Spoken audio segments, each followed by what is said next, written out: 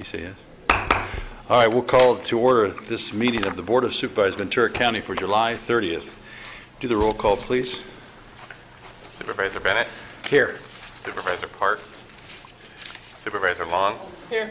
Supervisor Zaragoza. Here. And Supervisor Foy. Here. Did you forget about me? I'm standing right here. Sitting right here. Anyway, we want to go to our moment of inspiration. I wanted to call Teresa up. She's the Vice President of Chief Operating Officer for Livingston Memorial, and I think we all know what Livingston does. So, Teresa, I appreciate you coming today. Thank you. Thank you for having me. I appreciate being here, and a special thank you to Supervisor Bennett for joining us at our Ojai office opening earlier in the month. Your words were truly inspiring, and it was really special that you were there. We really appreciate it. My name is Teresa Pavon, and I am the Chief Operating Officer for Livingston Memorial Visiting Nurse Association.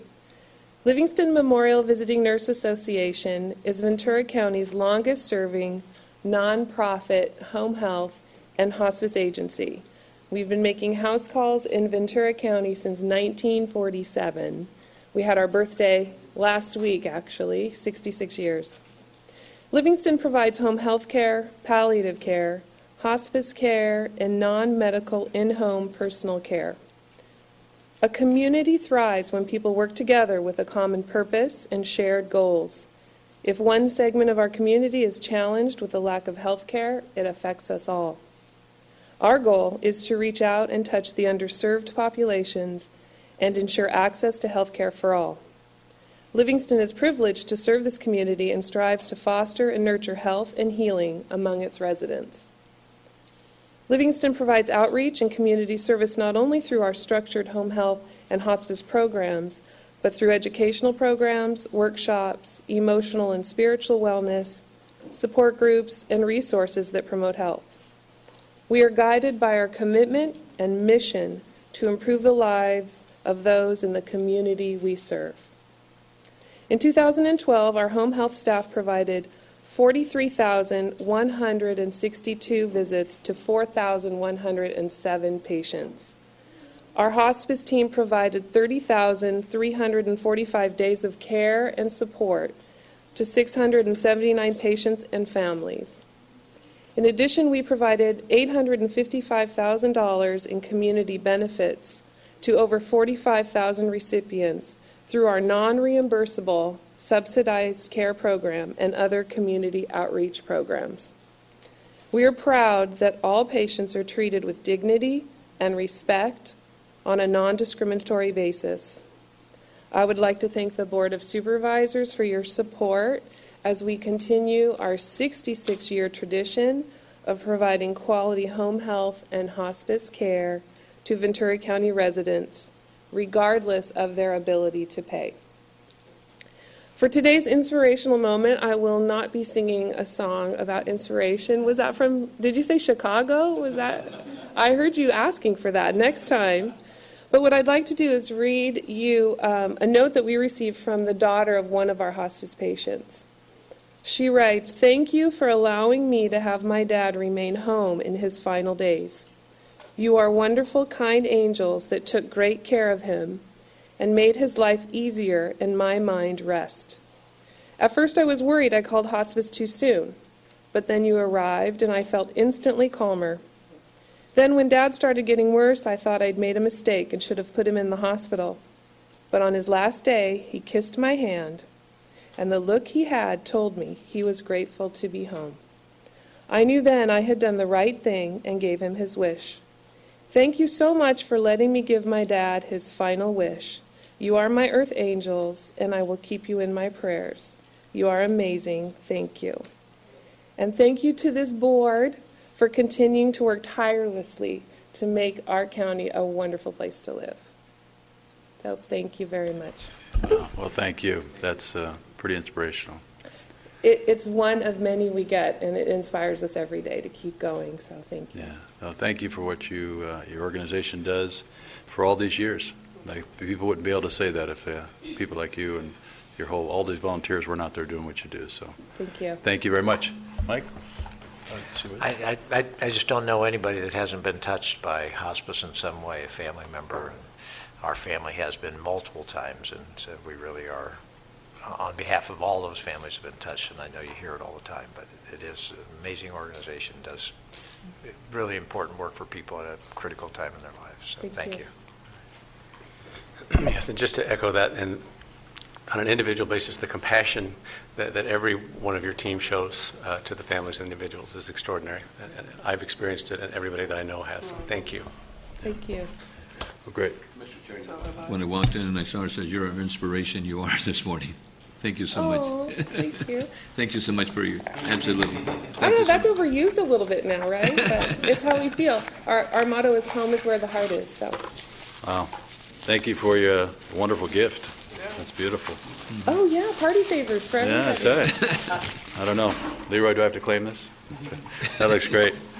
Hey, will you do us the honor and do the Pledge of Allegiance for us? I'd love to. Would everybody stand? Place your hand over your heart. I pledge allegiance to the flag of the United States of America and to the republic for which it stands, one nation, under God, indivisible, with liberty and justice for all. Thank you. Thanks, Teresa. Appreciate it. Thank you very much. Appreciate your service.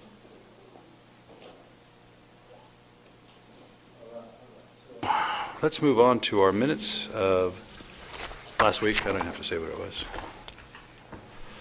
We have a motion to for the minutes of last week for the Board of Supervisors. And second, sorry, you were absent. We can't, I don't know what I was waiting on. She's going to have to abstain from that. We got everybody voted there?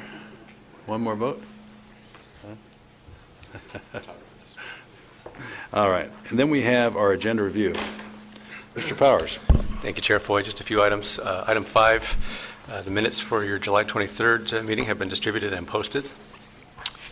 Item 25, the Service Excellence presentation. A PowerPoint has been received from the CEO's office, Behavioral Health and Human Services Agency. And our office has also submitted performance charts, and they've all been distributed and posted. And then lastly, item 26, the Annual Crop and Livestock Report. The PowerPoint has been received and distributed and posted. That's it. Thank you. All right. Just made a big deal about Trading Places, the anniversary of the movie Trading Places, and the annual crop report was, yeah, the annual crop, I had to laugh. Can I ask you, we're going to try to move into closed session a little early for a few minutes also? Right, thank you. Yes. So why don't we, anything else agenda review? Can we accept the agenda as modified?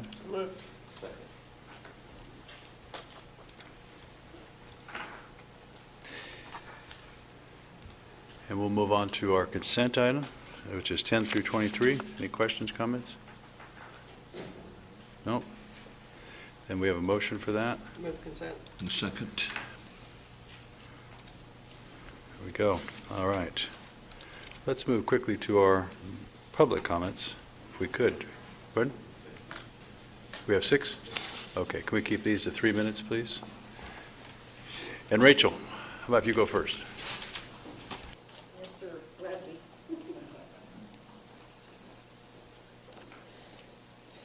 Good morning, Chairman Foy, Supervisors, and CEO Powers. My name is Rachel Flores, Regional Director for SEIU 721, representing over 4,500 workers in the County of Ventura.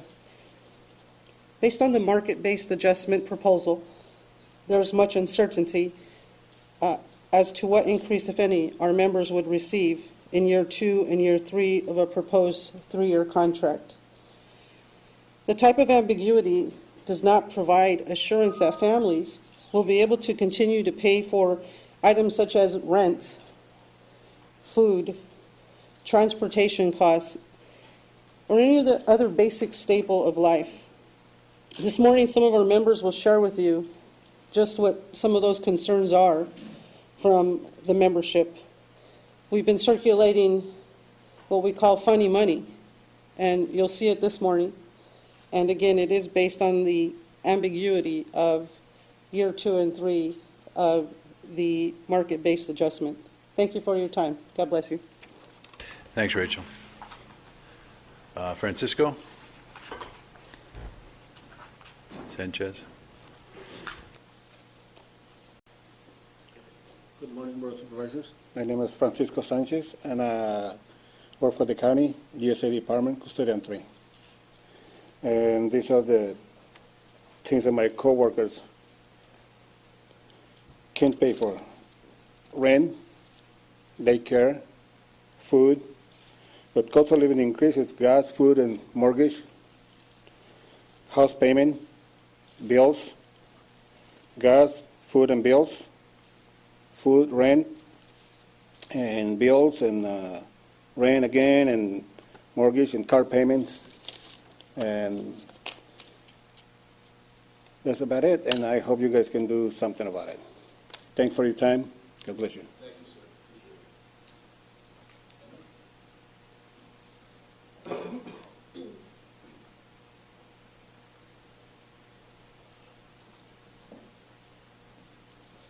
Good morning. My name is Emmett Faulconer. I work at the Ventura County Medical Center. I've talked to a lot of people at the medical center and other places about the hardship they're experiencing, and I have the pleasure of being able to read to you what some of these people have expressed. And a large number have expressed hardship, but some have expressed it choking back the tears. It's very difficult to deal with. But it's resulted in a great deal more activity this time around among our members as well. Let me read you some of these. This one, they can't afford gas, family fun time, food. This one is they can't afford dental work, car payment, mortgage, food, medications, rent. That's a very common one. People have had to leave their homes and find cheaper places. My rent, gas for my car to get to work. Gas, rent, toiletries, electricity, baby supplies, car payments, food, child care. A lot of people having trouble with that. Child care for 2 children. My rent, bills, daycare, groceries, rent, food, gas, school uniforms, bills in general, rent, food, gas, auto insurance, and there's many more. Thank you. Thanks, Emmett. Lydia?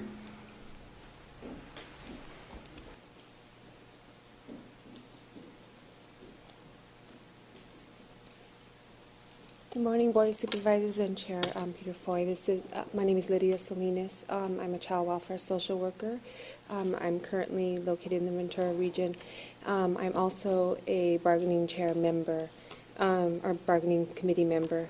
As you know, without increases, some of the things that my coworkers are experiencing with the cost of living going up are expenses of having a first baby, not being able to pay for grandparents' medications, son's education and day-to-day bills such as food and family activities, rent, health care, medication, after-school care, car note, gas, and car insurance, school supplies, food, school clothes, child's college tuition, daycare, mortgage, groceries, expenses due to the cost of living here in Ventura County, and food and space rent. Thank you very much.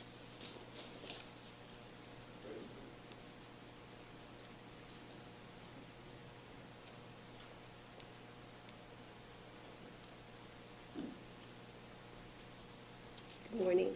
My name is Grace Sepulveda. I've been an employee for the County of Ventura for the past 13 years. And I have some of the forms that some of my coworkers have completed, and they were hoping and expecting our 3% raise that we had given up back in the last contract.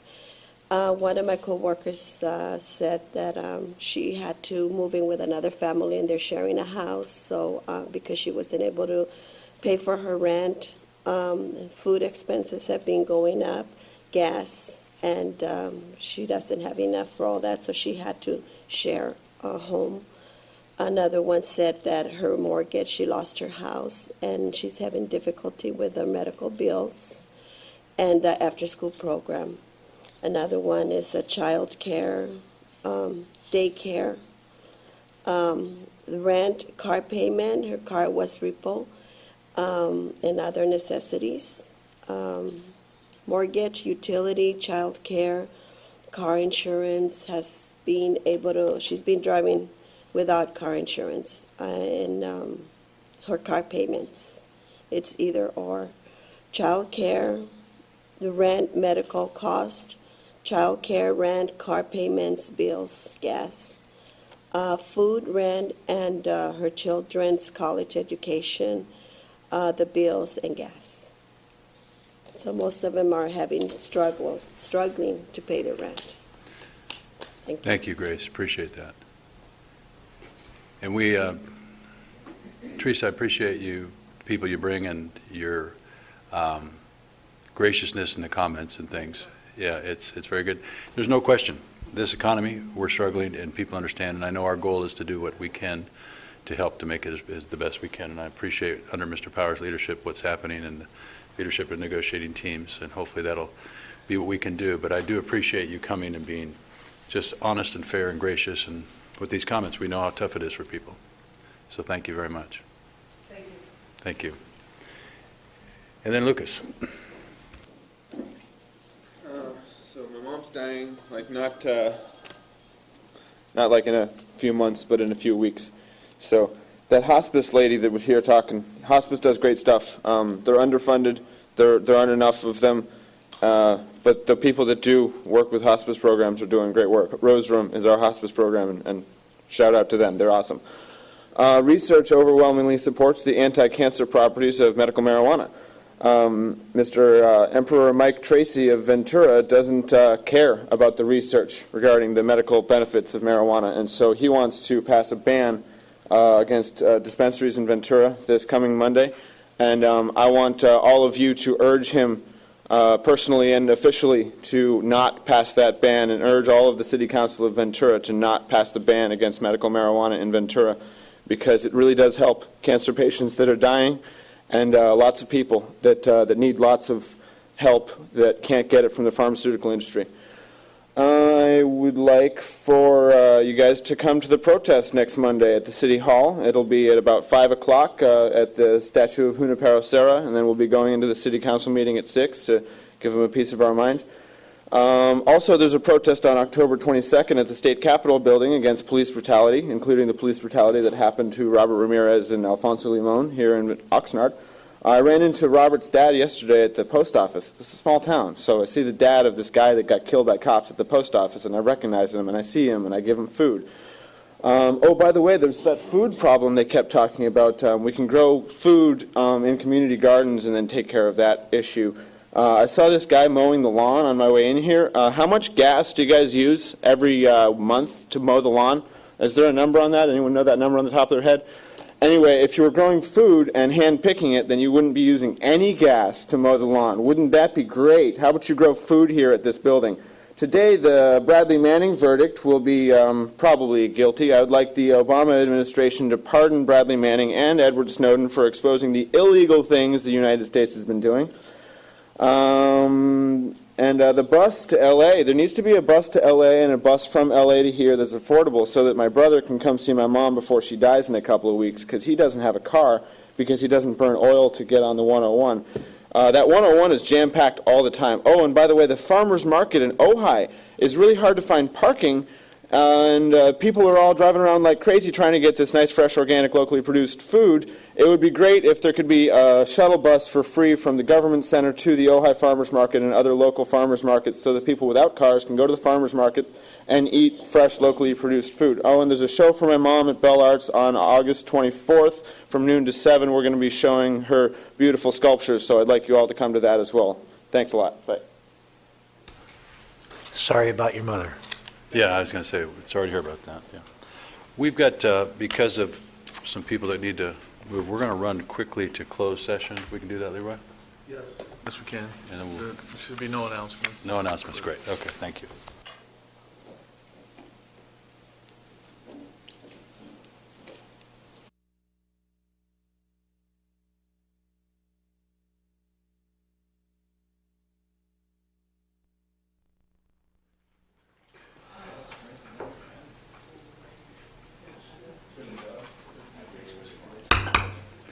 All right, we'll come back from our closed session, and we'll go to item number 24. Dave, are you doing 24? Oh. Who's doing it? Oh, Steve is, but okay.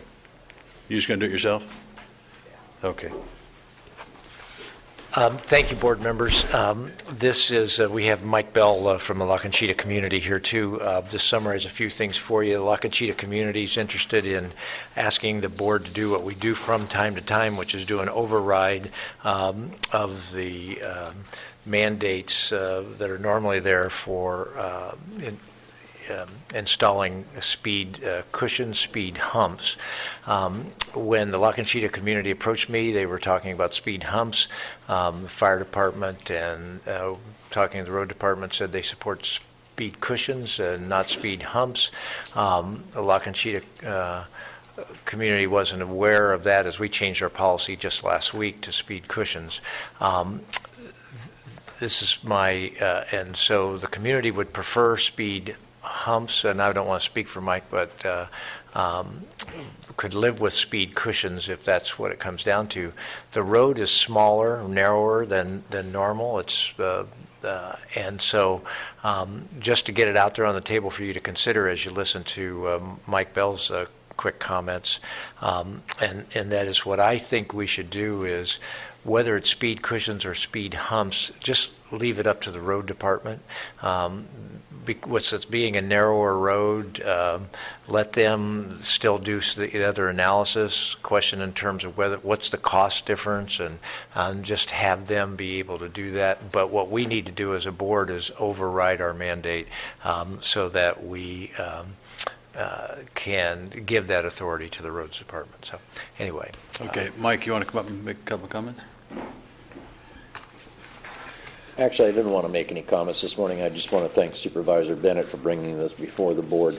And if any of the board members have any questions about the speed humps or cushions in La Conchita, I would be willing to answer any questions. Yeah, just one. I just wanted, so you get it from the record, the La Conchita community is willing to pay for this cost.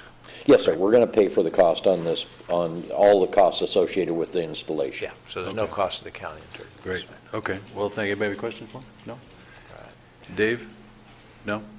We can do all this, everything's fine, we can do exactly what we're doing, just by doing, okay, sounds good. So my motion would be to approve the recommended action with one modification, and that is to direct the road department to make the final determination whether it's going to be speed bumps or speed cushions based on, truly on the data that is there, and knowing that the community would prefer bumps. Humps. Bumps. Fire department would prefer cushions, but it's really, is there a significant difference here, and to weigh that for us? There's a minor difference in the cost for the installation of more for the cushions than the humps, not a lot. We feel the humps are a better fix for our particular situation in La Conchita. We'll live with the cushions if we have to. Thank you very much, Mike, and thanks for your cooperation and being a great representative. Mike was out with his skip loader on Saturday, running around the whole neighborhood picking up people's trash because we had cleanup day in La Conchita on Saturday. It was We great took to see 12 roll-off containers out Right. of La Conchita full of this, that, and the other. It was Nobody gets amazing. their money's worth out of our cleanup days better than the La Conchita Oh, community. that's I have to great. tell you That's that. really good. We gladly abuse you. With that up, I would make the motion. All right. That's great. All right. Well, Mike, I hope it helps control some of the traffic in your community, so. I think it's going to make all the difference in the world. When they came out to do the count, they put rubber strips across the road and white tape. The rubber strips and the white tape looked like a speed hump. Everybody slowed down. So Good, good. All right, let's make it happen. Thank you. Appreciate it. Thank you.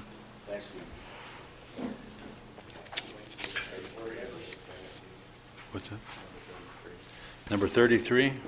And for the record, I have to leave to go to Washington and lobby and trip on behalf of the county. Thank Do you want to do 33 real quick while yours? Which is just the Barbara?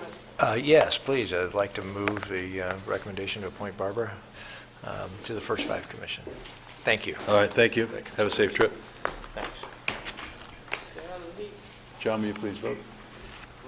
I'd like to ask the board to adjourn in memory of the people on this list, too. Okay. Okay.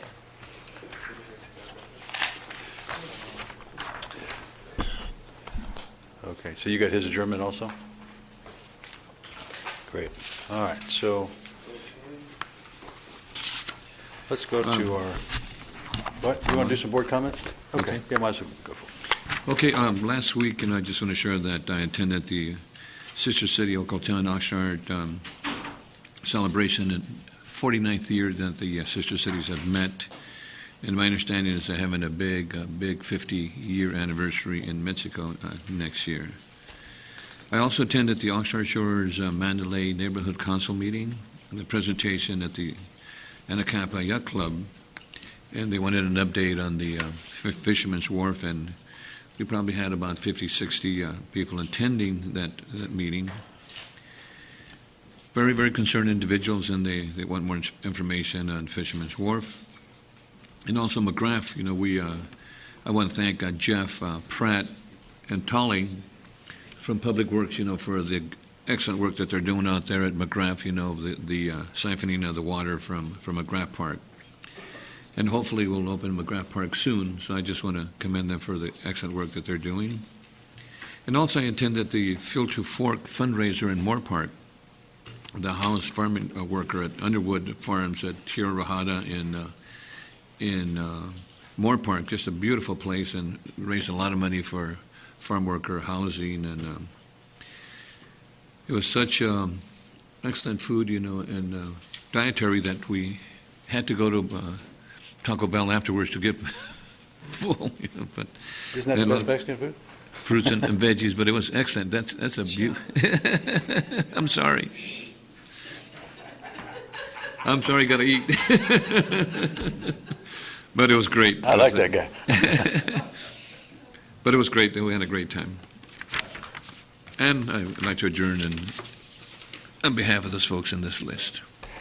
I just want to just talk to Supervisor Long real quick. We got some people been sitting out here for a while since we went to closed session. Let's just move real quick to a couple of these items, because we're going to do it at 10:30, which is going to take some time. Okay. Or 10 o'clock. So if we go to our first regular item, which is going to be Human Services Agency.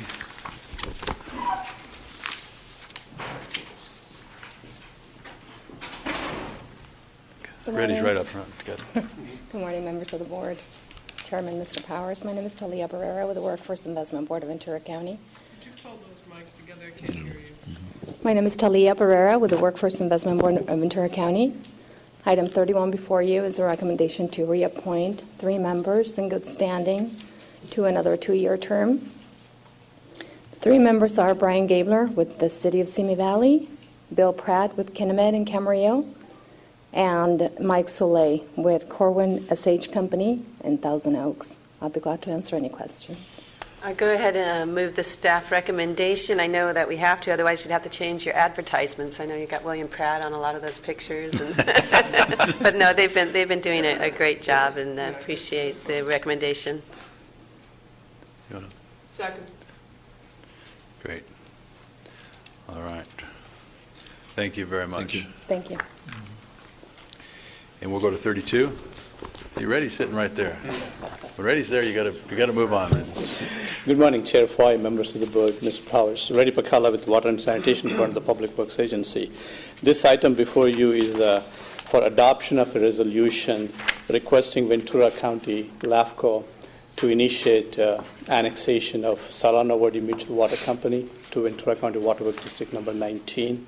As you know, District 19 provides water supply to the community of Somas. The Mutual Water Company has been in existence for more than 25 years.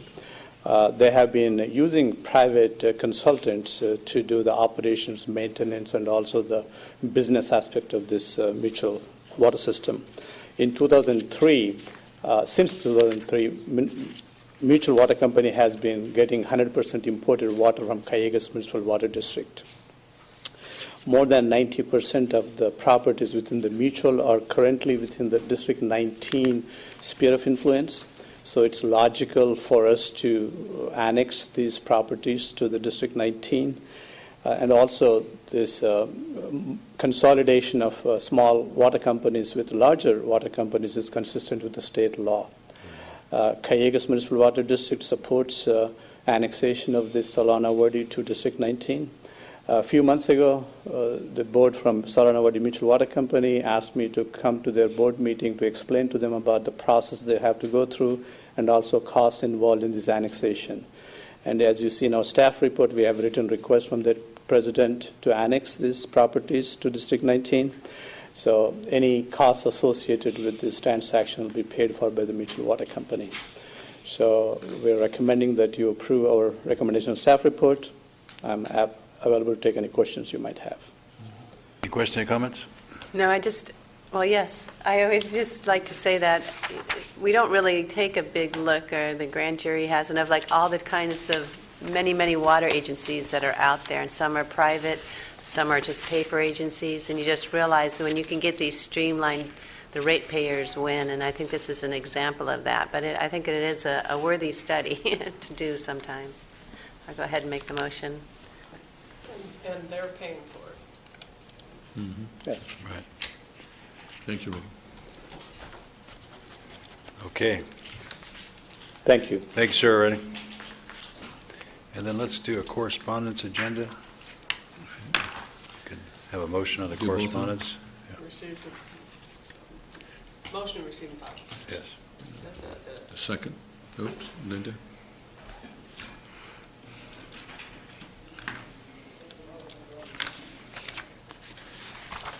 Okay, now we can go back to board comments. Okay. Yeah, thank you, Mr. Chair. I have a few things to provide from the NACO conference last week that I attended, actually last Saturday through Tuesday. And a couple of things. One, we had Kathleen Sebelius speak to us. She's the U.S. Health and Human Services Secretary. Certainly focused on the Affordable Health Care Act and talked about the challenges with it, but also the already success. And certainly her message was to encourage the folks to move ahead with implementation, and that the administration was certainly going to work with local jurisdictions to try to fix those areas that, as they could see across the board, that needed some tweaking, as it were. And as we all know, they've already moved to allow for an extra year of implementation for small business, not assess penalties if, in fact, there are issues with implementation for small businesses. There was quite a focus also on comprehensive immigration reform, so I did bring the policy brief documents for the board to have. And I don't know if it's ready yet, but a lot of the sessions will now be up online, so you can, if you're interested, go and look at them. There's always a focus on why counties matter, and they have developed, I think, a very good piece for you all to use for when you're on the speaking trail on what counties do and invest in and what our challenges are. And Sue Hughes was going to see if we could order bulk on these, because they're pretty comprehensive, and they're something I think would be good to get out to libraries and to, again, use in speaking. And, that's good information. I made a presentation Saturday, and that would have been a great handout. Yeah, it is really a good piece that they've developed. And we had quite a exciting election for the second vice president, and there was somewhat of a well, I'll just keep it short and say that Sally Clark from Colorado was nominated and elected to be second vice president. So a woman in red. Can't go wrong.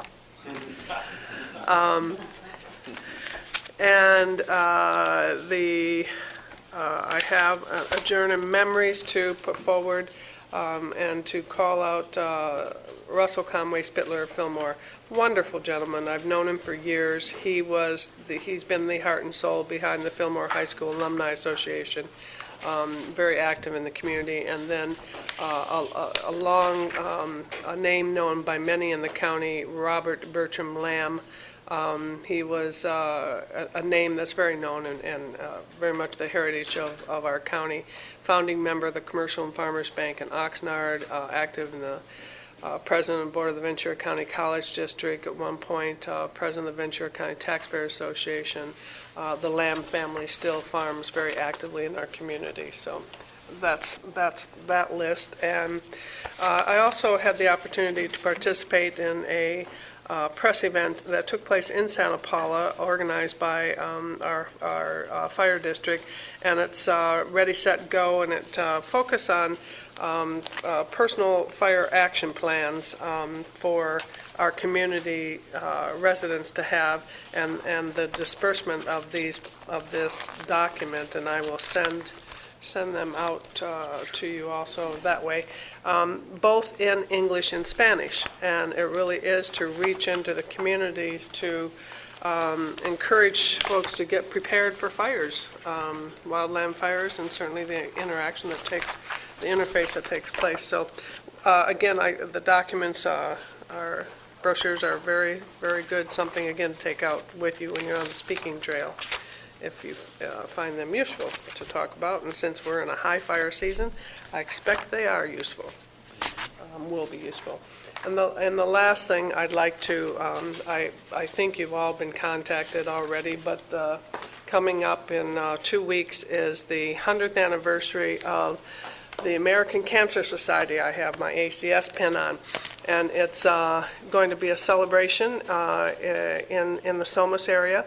And it's 100 years of ACS raising funds for research, and what a difference it has made in the lives of many who've been faced with cancer, and continue to support the research and the value of that research. So I think it'll be a lovely event if you can attend. And that's the end of my comments. Just add one note to that last announcement that our very own Supervisor Long is being recognized and honored at that event for her support of cancer services. Because I relay. And therefore, we must all attend, right? Right. Yes.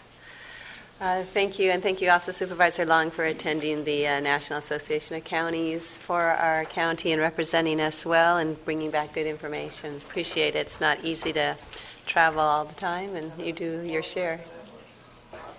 It was hot. Couple of things in Ventura County. I was able to attend a swearing-in ceremony. I get to do the swearing-in of the National Association of Women Business Owners for this year in Ventura County. And a really exciting event. We had a new GRIT team. That's the Graffiti Removal Intervention Teams. The GRIT team formed at Cal State University Channel Islands. And members of the public and students, staff, the police department there all were able to get trained so that they can, once they see graffiti, take photos of it and get in and learn how to get into the channels safely and out and the bridges and be able to paint over it. Phil Raba with our County Public Works Department was instrumental in that. Never thought we could get volunteers to want to go do this, but it just astounds me. And this is the third GRIT team in my district of volunteers, and they have actually helped solve some crimes, because they do take the photos, and it does help law enforcement, and that helps them track it down. But most importantly, it keeps their communities free of graffiti, which is really important. And then also I've been getting some really good compliments at our healthcare clinic that is over there in Thousand Oaks that we opened. And I see on our agenda, too, that we've just approved some orthopedic specialists that will be able to provide even more services out there, so that's nice to see. And then just a shout out to the fire department that was lickety-split on the scene in Bell Canyon, and as soon as a brush fire started, we were able to get a helicopter out there, as I understand, and put that out. And this really dry weather, it's so nice to see that they can move as fast as they do. So appreciate that for it not becoming a bigger fire and for the quick response. And then finally, we'll ask that the board close in honor of the people on this list, and that concludes my comments. Thanks. Thank you. And I, too, want to close people on this list and call out one, Marianne Clark, long-term friend, one of the ladies my kids went to school with, a lady at the office kind of thing, and it was just really a special lady, and then just to hear about her passing. So that's it. Also, was out speaking at a location out at the Limonera when Sita, and just hear the good compliments that we're getting from our people in this county that are doing work to try to be better out in the community, and I think that's great. You talk to the business owners, people, and they're seeing that whole change, this whole wave that's coming across. Mr. Powers, I appreciate your leadership on this and all the leadership of the management that's making that kind of stuff happen. So it's good to hear that. You don't always hear, here I'm from government, I'm here to help. That's not always what you hear. So I just appreciate that. So anyway, those are my comments, and I know it's right on 10 o'clock, so we are on schedule. So we're going to hear item number 25, receive and file, our annual presentation regarding the Service Excellence Program. Mr. Carroll. Morning, board members.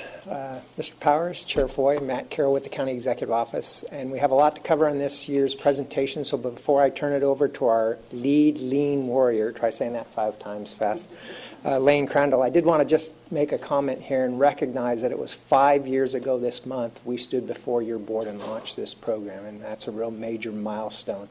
And we couldn't have done it without the support of your board, and our CEO, Mike Powers, under whose leadership the last 2.5 years this program has really hit its stride.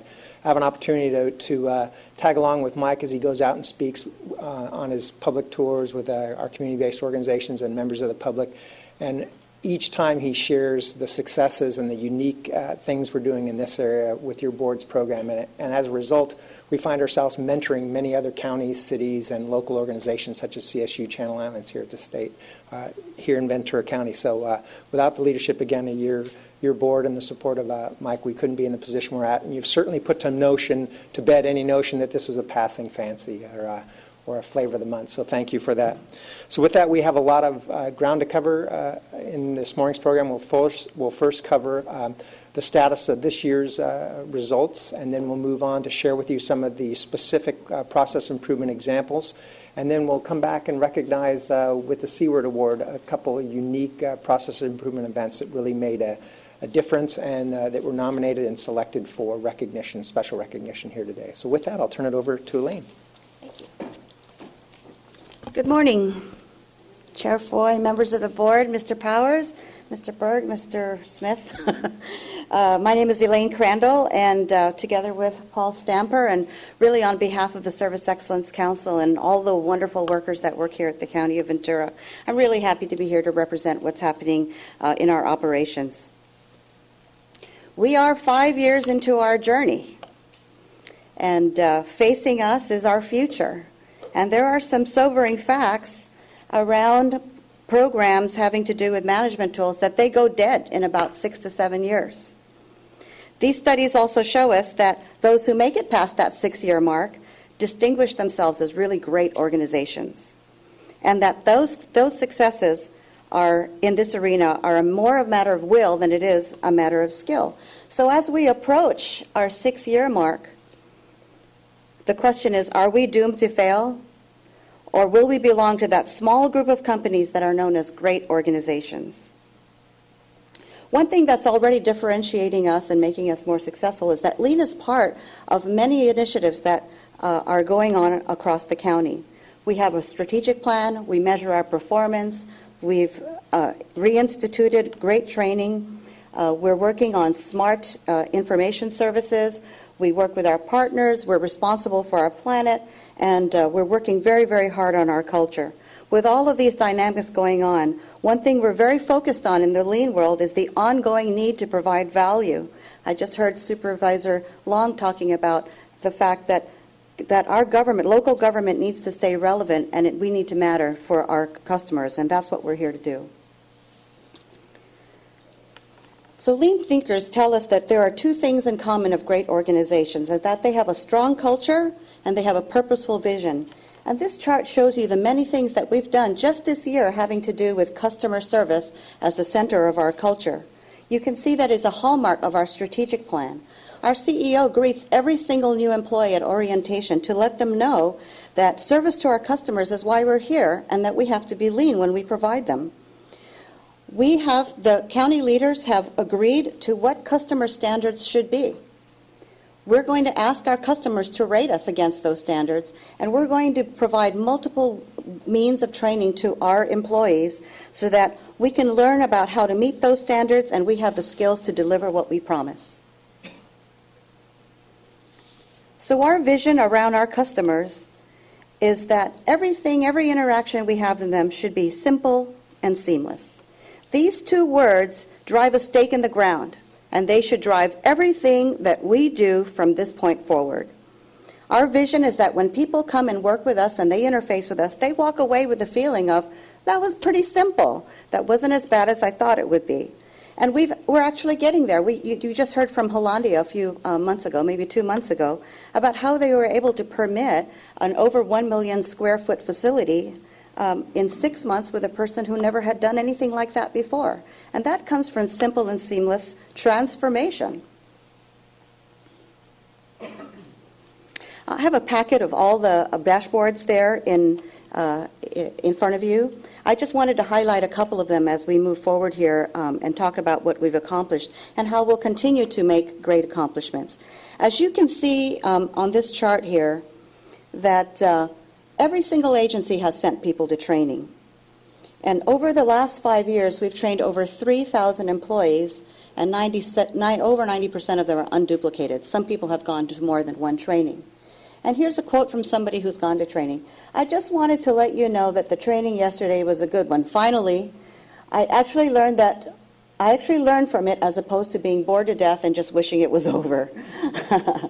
I got a lot of takeaways from the training, and I apply them both to my work and home life. Now, I will say in terms of the future, we are seeing training starting to drop off, and this is something we have to continue to press forward with and educate 100% of our workforce here.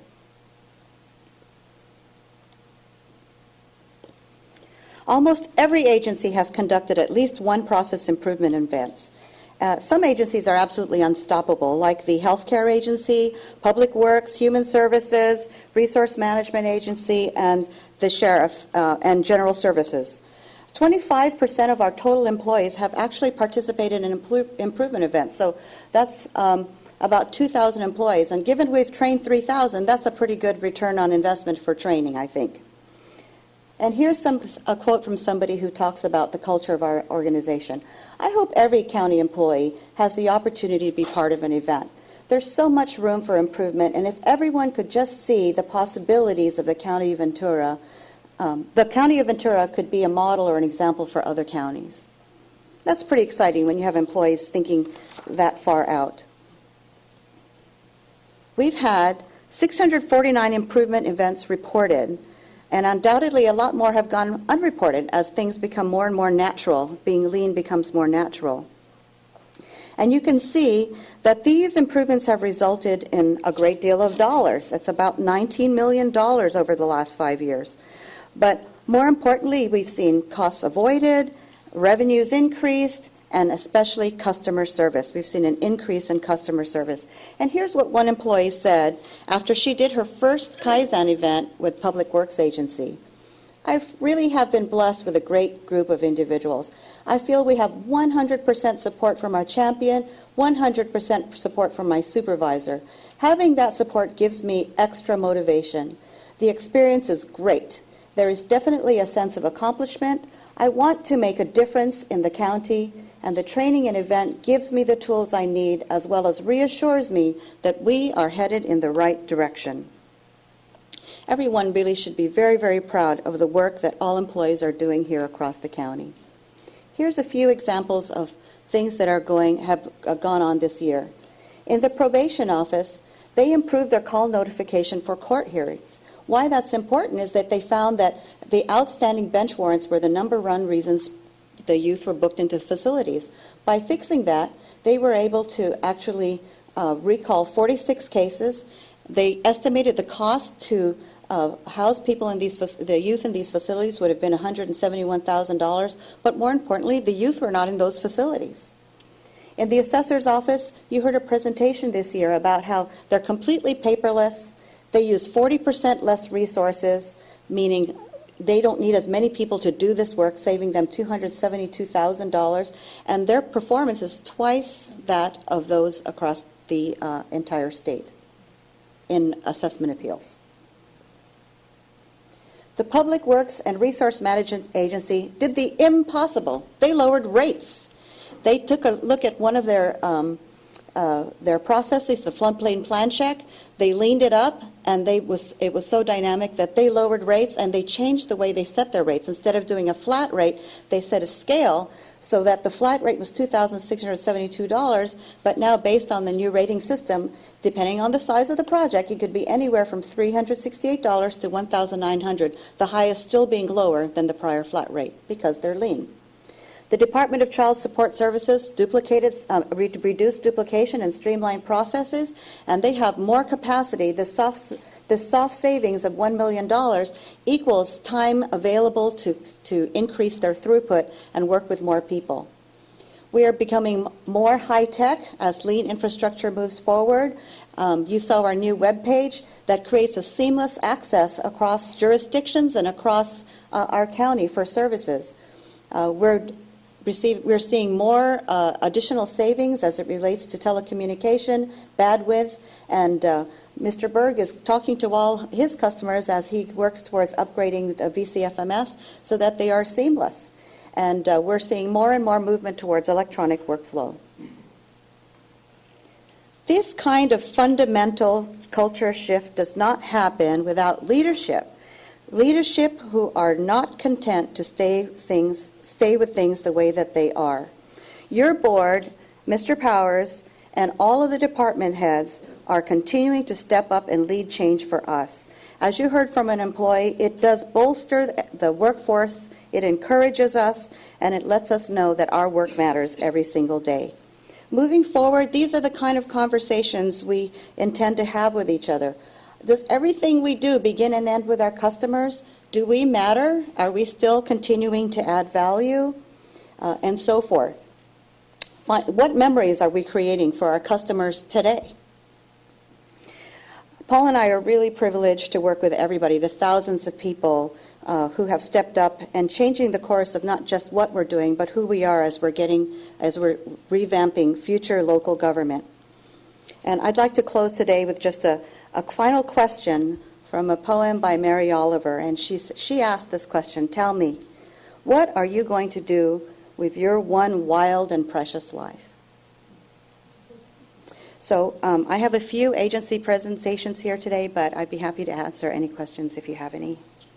That was a great presentation, and I do appreciate the efforts, and there's no question. It takes a lot to get going, but it takes a lot more to keep it going. That's right. And I know Mr. Powers and I talked about that yesterday in a meeting we had about how we keep motivating people to do it, but I think the motivation is all the millions and millions of dollars that this people have saved for the taxpayers themselves, who are taxpayers, and then also the point that we didn't see layoffs during the hard times. That's because right. People basically protected their own jobs by doing the great work that they did.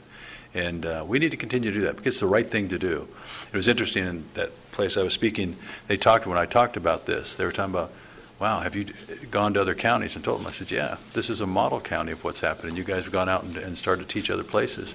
And I think that's what we can do. There's no reason to stop this. This is really good for everybody. The taxpayers, but also good for the people. I think people will always want to be effective and efficient in what they do. So thank you for the hard work. Thanks for what they're doing. And I look forward to hearing more of these. Thank you. Mr. Chair.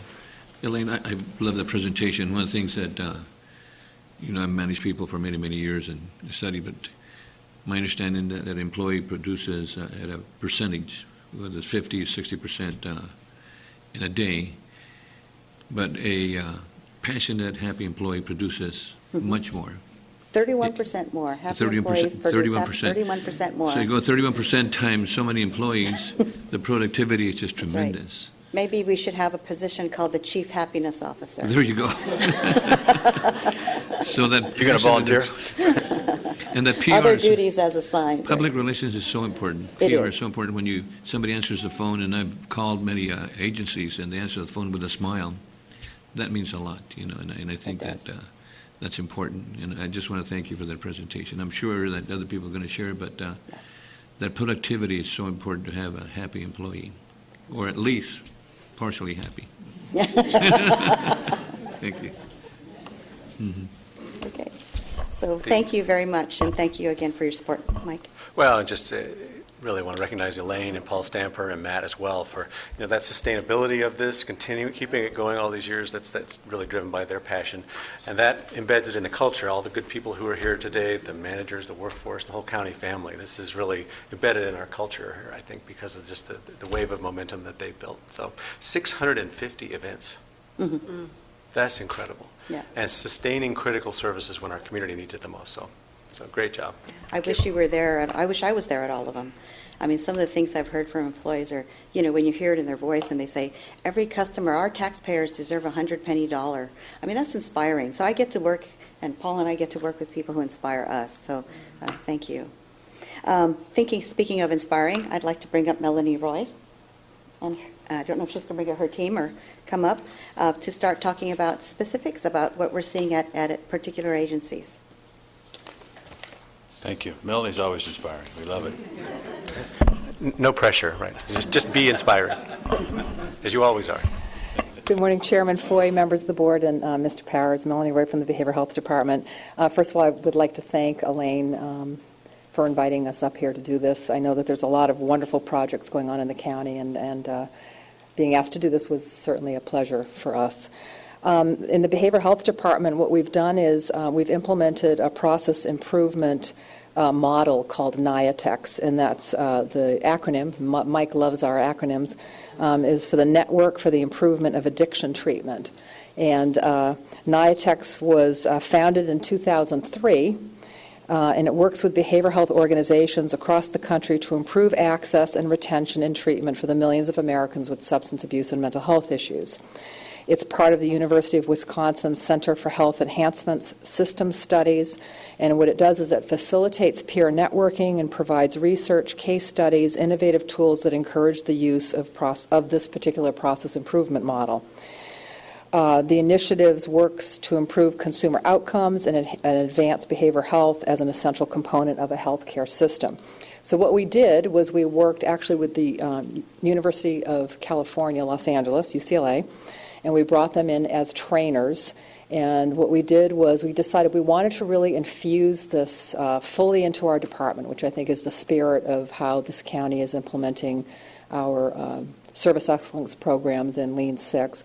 So we trained I think pretty much every single manager in our department went through the NIATEX training. It was a day-long training, and then it was followed up by about 6 months of technical assistance calls where every manager was called in and participated in the calls, and the benefit of that, of course, was that there's cross-pollination of ideas, and people share what's working, what's not working, and they can hear each other's struggles and successes. The NIATEX, one of the reasons we actually implemented this is it's specifically for behavioral health care settings. And I had talked to Elaine Crandall about it and said, geez, for behavioral health, what do you think if we look at this specific evidence-based model? And she thought it was a good idea, so I was appreciative of her support. The aims are to reduce waiting times, reduce no-shows, increase access, and increase retention. And, of course, for any kind of treatment services, retention is very important, because if people show up and they participate, your outcomes are going to be better, and people are going to end up benefiting from the treatment that they're receiving. There are principles for NIATEX, and I'm not doing the PowerPoint. Sorry. I just got engrossed in what I was saying. So the 5 principles are to understand the consumer, look at your key problems, pick a powerful change leader, and you can see the tie-in with Lean Six. I mean, it's very similar to the Lean Six program. Again, this is a promising practice. There's been research developed around this, and the learning collaborative model is, again, something that we really embraced. What we did to infuse this into the department is we got all the managers trained. And all the managers, part of their job description is that they are to have a new project that they're working on always, and they're also to have a sustained project. So it's everyone's responsibility to be doing this. They bring those projects when a project is thought of. We really like those to come from the ground up because we know that people who've got boots on the ground, they really know what's going on. And a lot of times those folks have the best ideas about how things can be improved. So the process is somebody comes up with an idea, they bring it to their manager. The regional manager then helps formulate the idea, and the division managers are the champions of the projects. Then the project gets designed and approved and begins, and the staff implements the Plan, Do, Study, Act cycles, which are key to understanding if your intervention is working, and collecting the data, collecting baseline data, making sure that, again, that you're having a good outcome. And then what happens then is all at the normal management meetings. We wanted this just to be part of our normal process, not something that we were doing outside of our normal work. But at our normal management teams, managers talk about their projects with their division managers. And then when we have a quarterly meeting, each division manager has been assigned a grouping. So like projects across divisions get together on a quarterly basis with a division manager at the lead, and they share their ideas. Again, that sort of learning collaborative model. So if we have, for instance, no-shows being worked on in Simi Valley and no-shows are also being worked on in Oxnard, those managers share what's a success, and so we've got people learning from one another. So that would be an example of a project? Yeah, I've got some that I'm going to do real quick. Then once a year we do a NIATEC showcase, we call it. It's kind of like speed dating. Everybody gets up, and we kind of joked about that when we did it. They've got 4 minutes in a very lean manner to describe what their project was, what the baseline data was, and what the improvement was. So we had about 40 or 50, I mean, it's a lot of presentations, a very quick run-through of what's happening across the department. In Thousand Oaks, a couple of examples.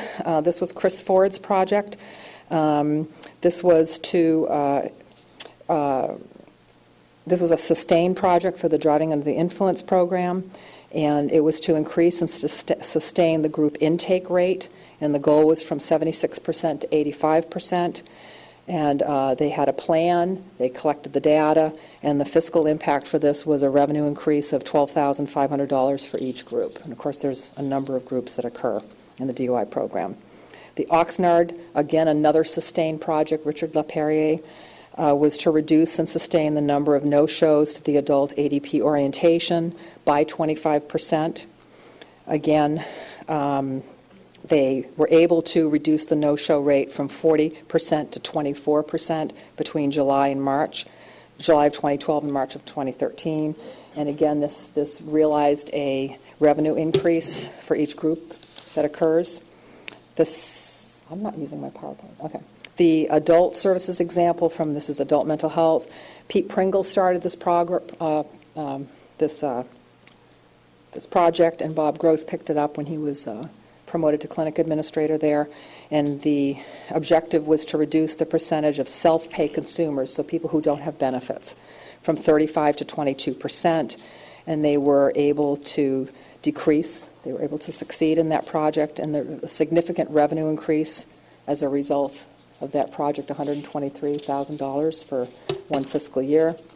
Phoenix School, Steve Sherry's project, was to increase the timeliness of billing, and also the secondary gain for that project was to increase productivity.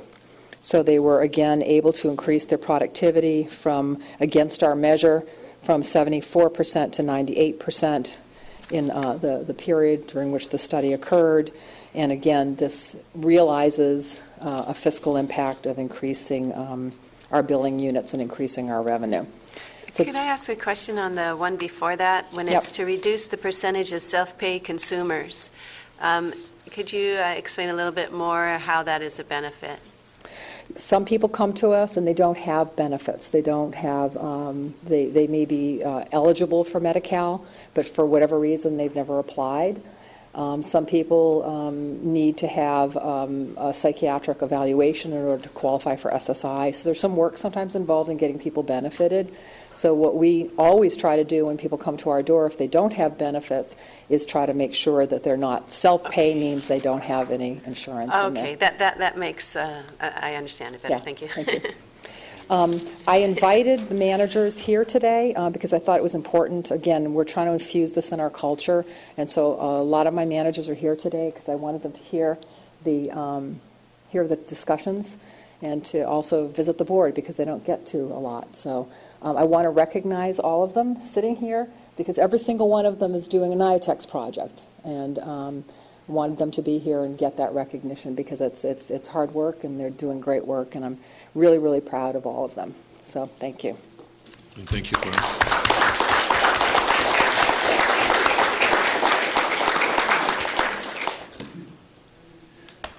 Yeah, I know. You want to have it? No, go ahead. I was just going to say, Mel, thank you too. Well, I think it's a good example, your presentation too, of using lean on meaningful issues. You know, not just let's do this, it'll make something better. You're looking at some of the, not just paper or presentations. It's about taking what are some of the most chronic challenges you have, no-shows and eligibility, and using it to address those issues. So that's great. Thank you all. Congratulations to all of you. Thank you.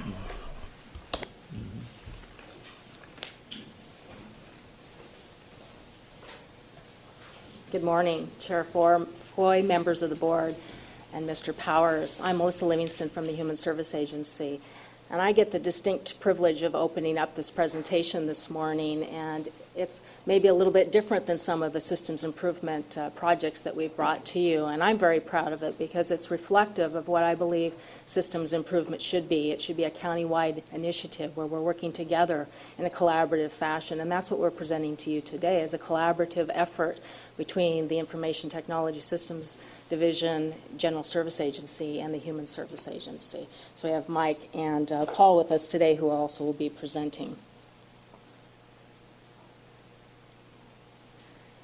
You've heard about our electronic content management project before. We brought that before your board, and most recently in January we came before your board to share our progress with that project. And so we've informed you quite a bit about it, but I wanted to remind you of one thing. One of the reasons that we implemented ECM for the Human Service Agency was that we recognized that we needed to do a better job in client service, and we needed to figure out how we could be much more to all of our clients across the county. And we recognized we could do that more effectively if we moved from a very intense paper system to a paperless system. And if we could make our environment virtual, meaning that any client could come in to any office within the county to ask for or receive services. So we had a no wrong door policy that we implemented when we implemented the electronic content management system. And to remind you, when we did that and we went live, we imaged almost 10 million images, and we started that in October of 2011. And today we're at about 20 million images. And so we have quite effectively used the utility that comes with ECM and moving to a paperless system. And we have virtualized all of our operations, so there is no wrong door. And I think in spirit of lean, we talk about value streams, and there are 3 key value streams that we wanted to emphasize for you this morning. The first one is the client service value stream.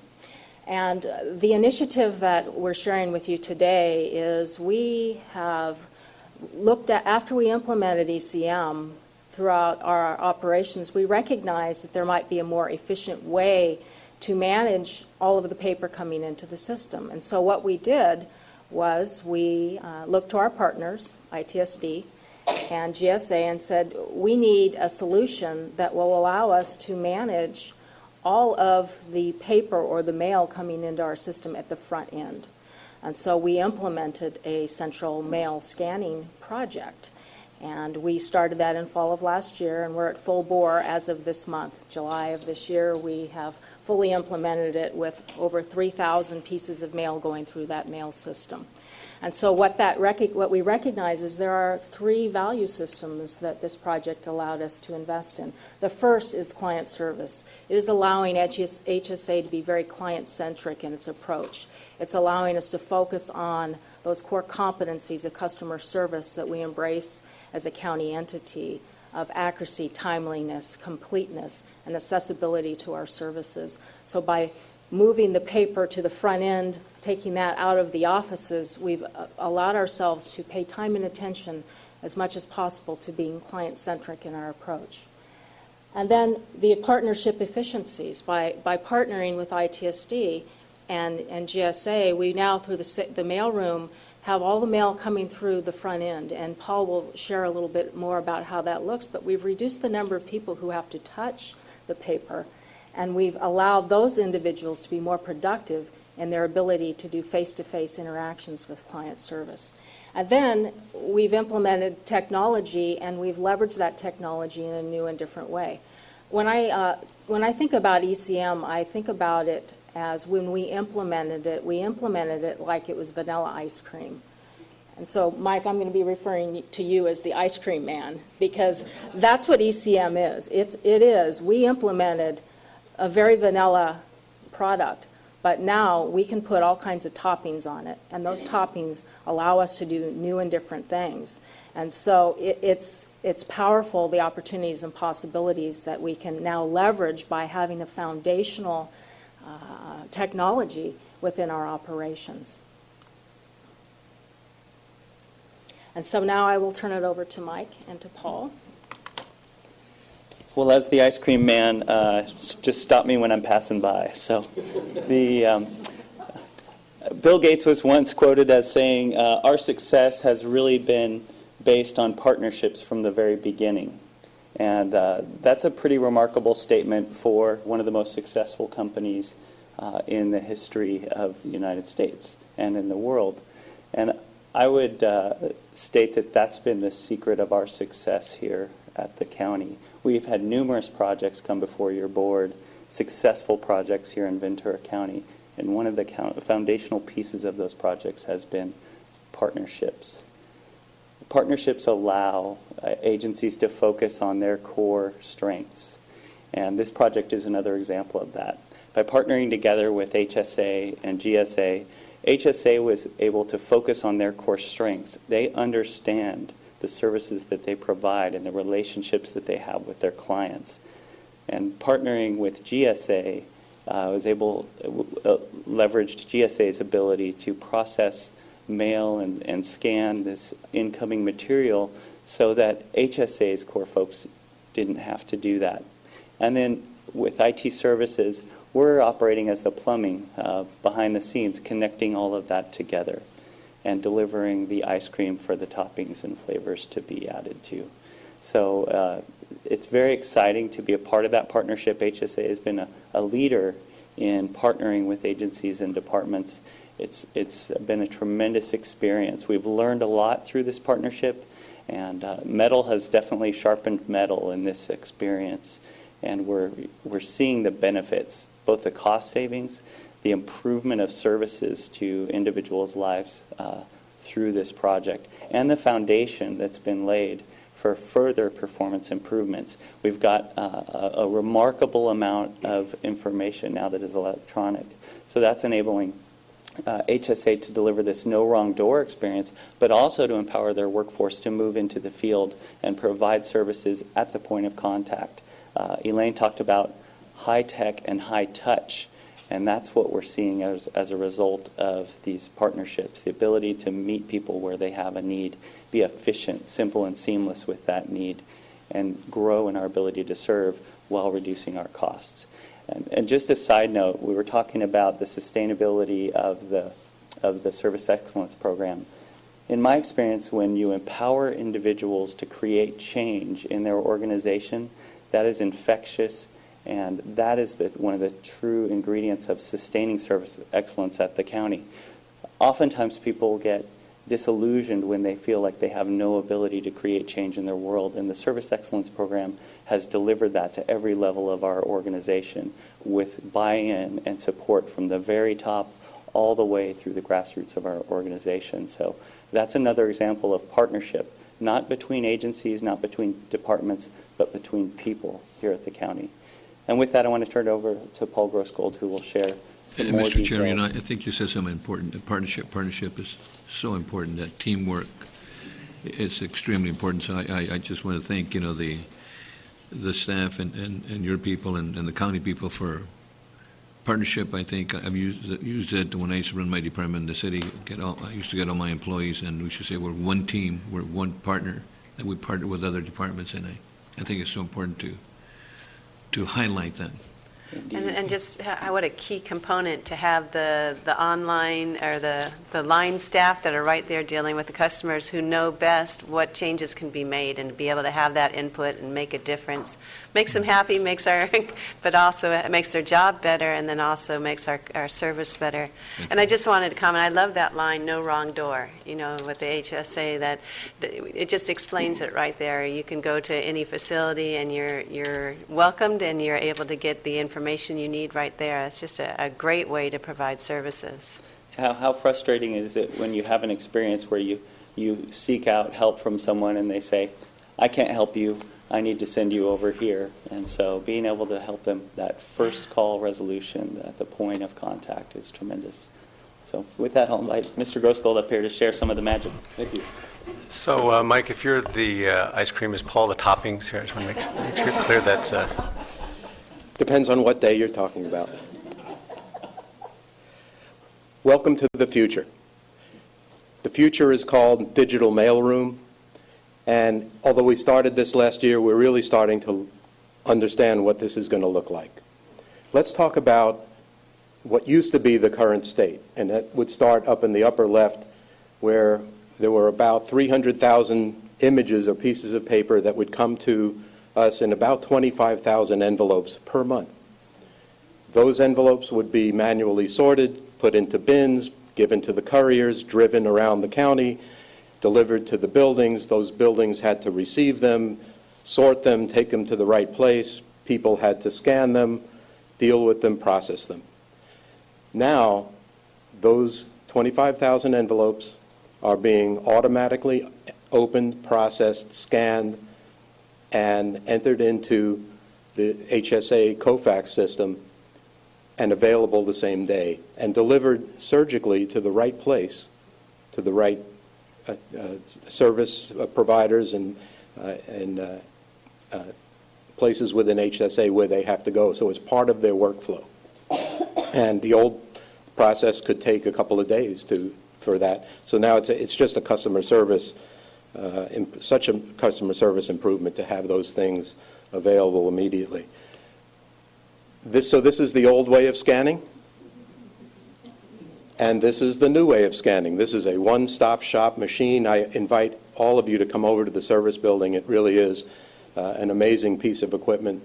The envelopes go in, they get opened, the technician takes them, scans them, and a key piece of this is that they can see what gets scanned, and there's a quality assurance piece right there, so they can make sure that the item got scanned correctly, gets into the COFAX system, and then it's off and running to wherever it needs to go around the county. This is the hopper where the envelopes go in. It's in the back of the machine, and very easy to operate, and works great. So I think with that, I'm going to turn over to Melissa. Just want to talk a little bit about the redirection that occurred with resources because of the implementation. As I shared, when we implemented ECM, it was let's just get all these files imaged. Let's move out of a case file world into a paperless world. But what we didn't realize is, again, we had the vanilla ice cream version that was then what else can we do with it? And we start to look at what we could do with ECM. We started to look at our business and how we could fine-tune our business and how could we fine-tune the way we had implemented ECM. So as we came back and we refocused upon that, we were able to look at how we manage some of the paper differently. And so you'll see, by implementation of the scan center itself, it redirected staff resources.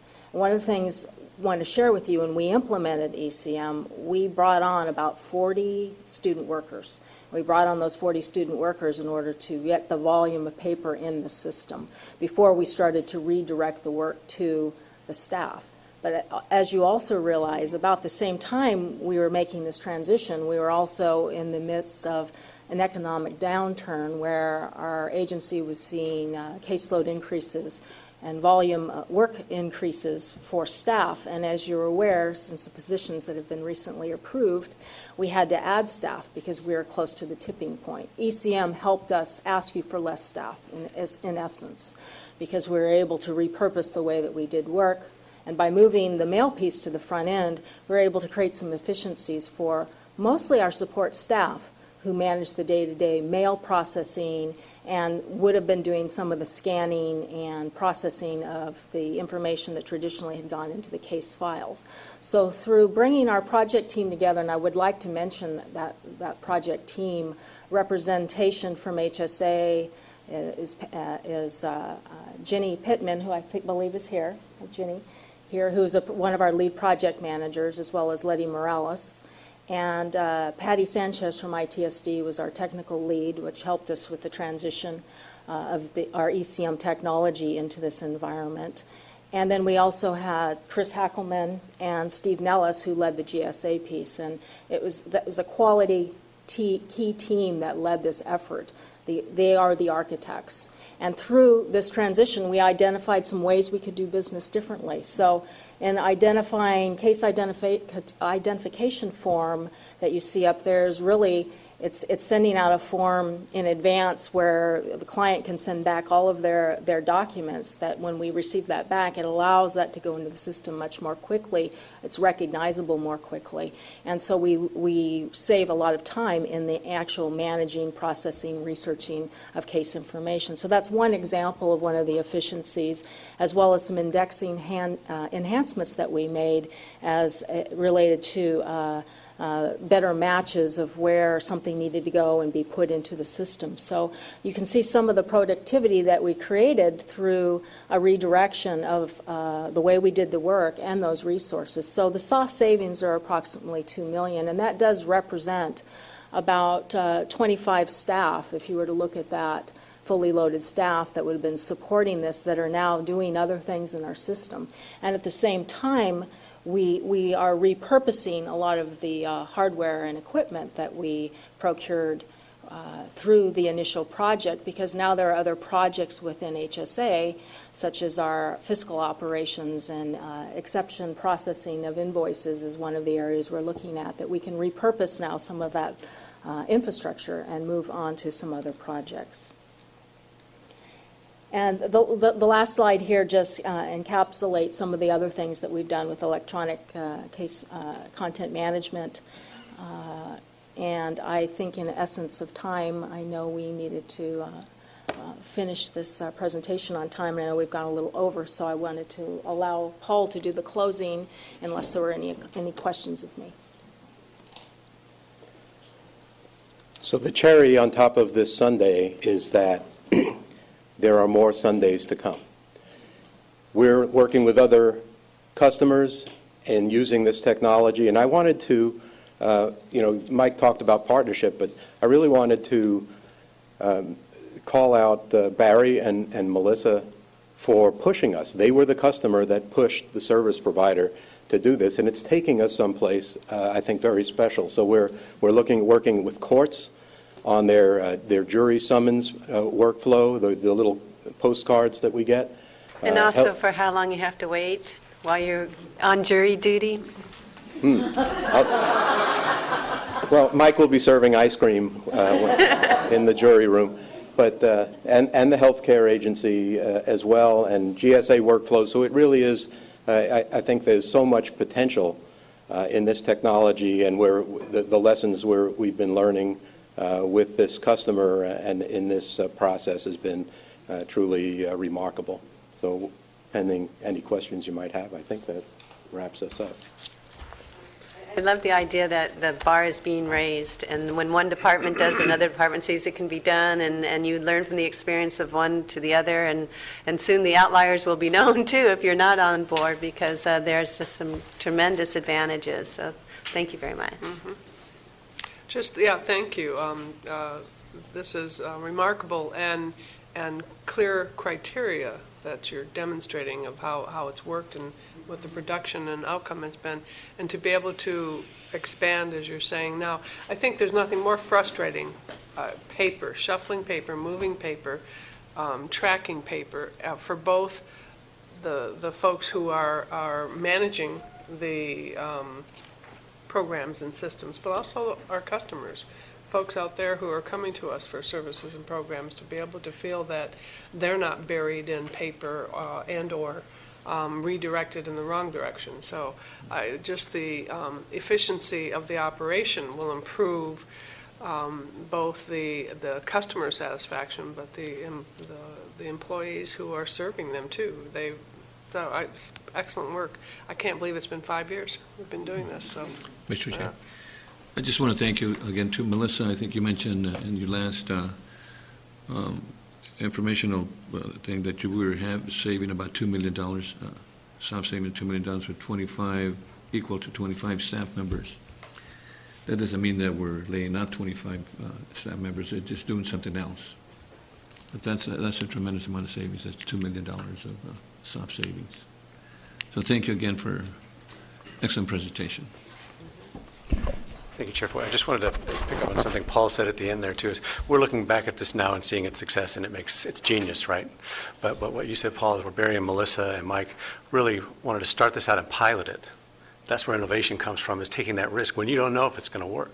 Seems to make sense, right? And now it looks like, of course, it does. But you took that risk and tried it, and I really commend you for your leadership in stepping out. It's a bold department to pilot with, not one of our smaller ones, but congratulations on even just those initial thoughts and moving forward with it. Yeah, I think those comments are right, because it's always easier to say, well, I can't do it. We're going to spend a whole lot of money on a lot of equipment, a lot of time and effort, and then dealing with HSA on top of that. No, I mean, it's from a size standpoint. No. Yeah, that's a very compliment. It's with a lot of great people, but it is a very complicated age with a lot of different things going on all over the place, and it requires a lot. But I'm going to tell you that the taxpayers are saying, you know what, we heard earlier, take our dollars and give us 100 pennies out of every dollar, and that's what you're doing. And that's just great stuff. That is just great stuff. And as Linda said, now it puts a lot of pressure on everybody else to get involved and start doing it. And now it's going to be the point where HSA pushed you guys to find some ways to do it. The other ones don't have to push. They can just say, now take what we do and implement it into your system. And that's going to be tremendous, because at the end of the day, I think Steve Bennett said this a while back when we talked about the savings we had gotten. I think it was in the hospital and some other things you've done years ago. It's not that it always comes back and we don't spend, but it allows us to continue to provide the service to the public that they expect us to do, where before, if we weren't doing that, and the $2 million savings that Melissa talked about, we'd have to cut back on some of those things in the time when people have those needs. So it continues without going back to taxpayers and say, give us more. We're going to be really take a real hard look at every dollar we spend of yours, and we're going to find some ways to do it. So anyway, this is exciting to hear, and it's exciting to see 2 more years where you're going to be at, and how many other agencies are involved, and what's on top of that Sunday, and how many additional Sundays they've produced. So, you know, is that the white hair? Is that part of the whipped cream? Whipped cream. And all that? I am catching up. Don't worry. So, anyway, that was great. So, thank you. Thank you. And so we've had happiness, ice cream, toppings, sundaes. Now it's time for cupcakes. And where else can we get cupcakes but at the sheriff's office? Ah, that's right. Is that donuts or what? The donuts, get the donuts. Oh. We just want to recognize our staff, you know, some of the staff who have really gone through. This is the C-Word Award, and individual employees and groups who have worked on projects. At this time, I'd like to bring up Assistant Sheriff Gary Prentice. We're friends still, right? We still are. Matter of fact, good morning, Chair and CEO and board members. I'm not Assistant Sheriff Gary Prentice. I'm now the Chief Happiness Officer. There you go. Oh, I like that. A long time since I had to write tickets, so I can probably say that, because that doesn't usually make people happy, but it makes them safer. I also promised Elaine that I'd be lean. real lean. So it's an honor for me to bring down two of our employees, Commander Brent Kerr and Sergeant Greg Sharp. And really, Cheryl Wade should come up, but she wants to take a picture of these guys. Because Cheryl and I were partners when we decided to take on an endeavor to, one, be good stewards of the public tax dollar and increase our ability to provide service to the communities. And that was a consolidation of 3 buildings and 150 personnel into one new building in Camarillo that's more centrally located, which improved our communication internally and our service outside. And I have to say, these guys made us very happy because they took this on as if they were building an addition to their own home, watched every nickel, communicated well with all 150 employees about all their workstations, the complete design, met with, I'd say, countless vendors, bids, working with procurement. They saved over $335,000 of dollars. The hard savings year after year is about $200,000 in lease and utility consolidation and taking advantage of a current market and getting out of some leases that were costly and space that just didn't work for us any longer. So I just have to give them a big hand and thank them for their excellence. But I don't serve ice cream. We got a lot of work to do, so come on up and get your certificate.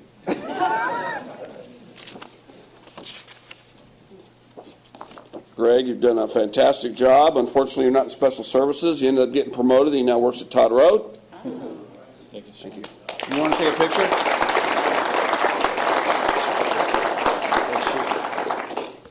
And Commander Brett Kerr, who was a captain at the time. Thank you, Brett.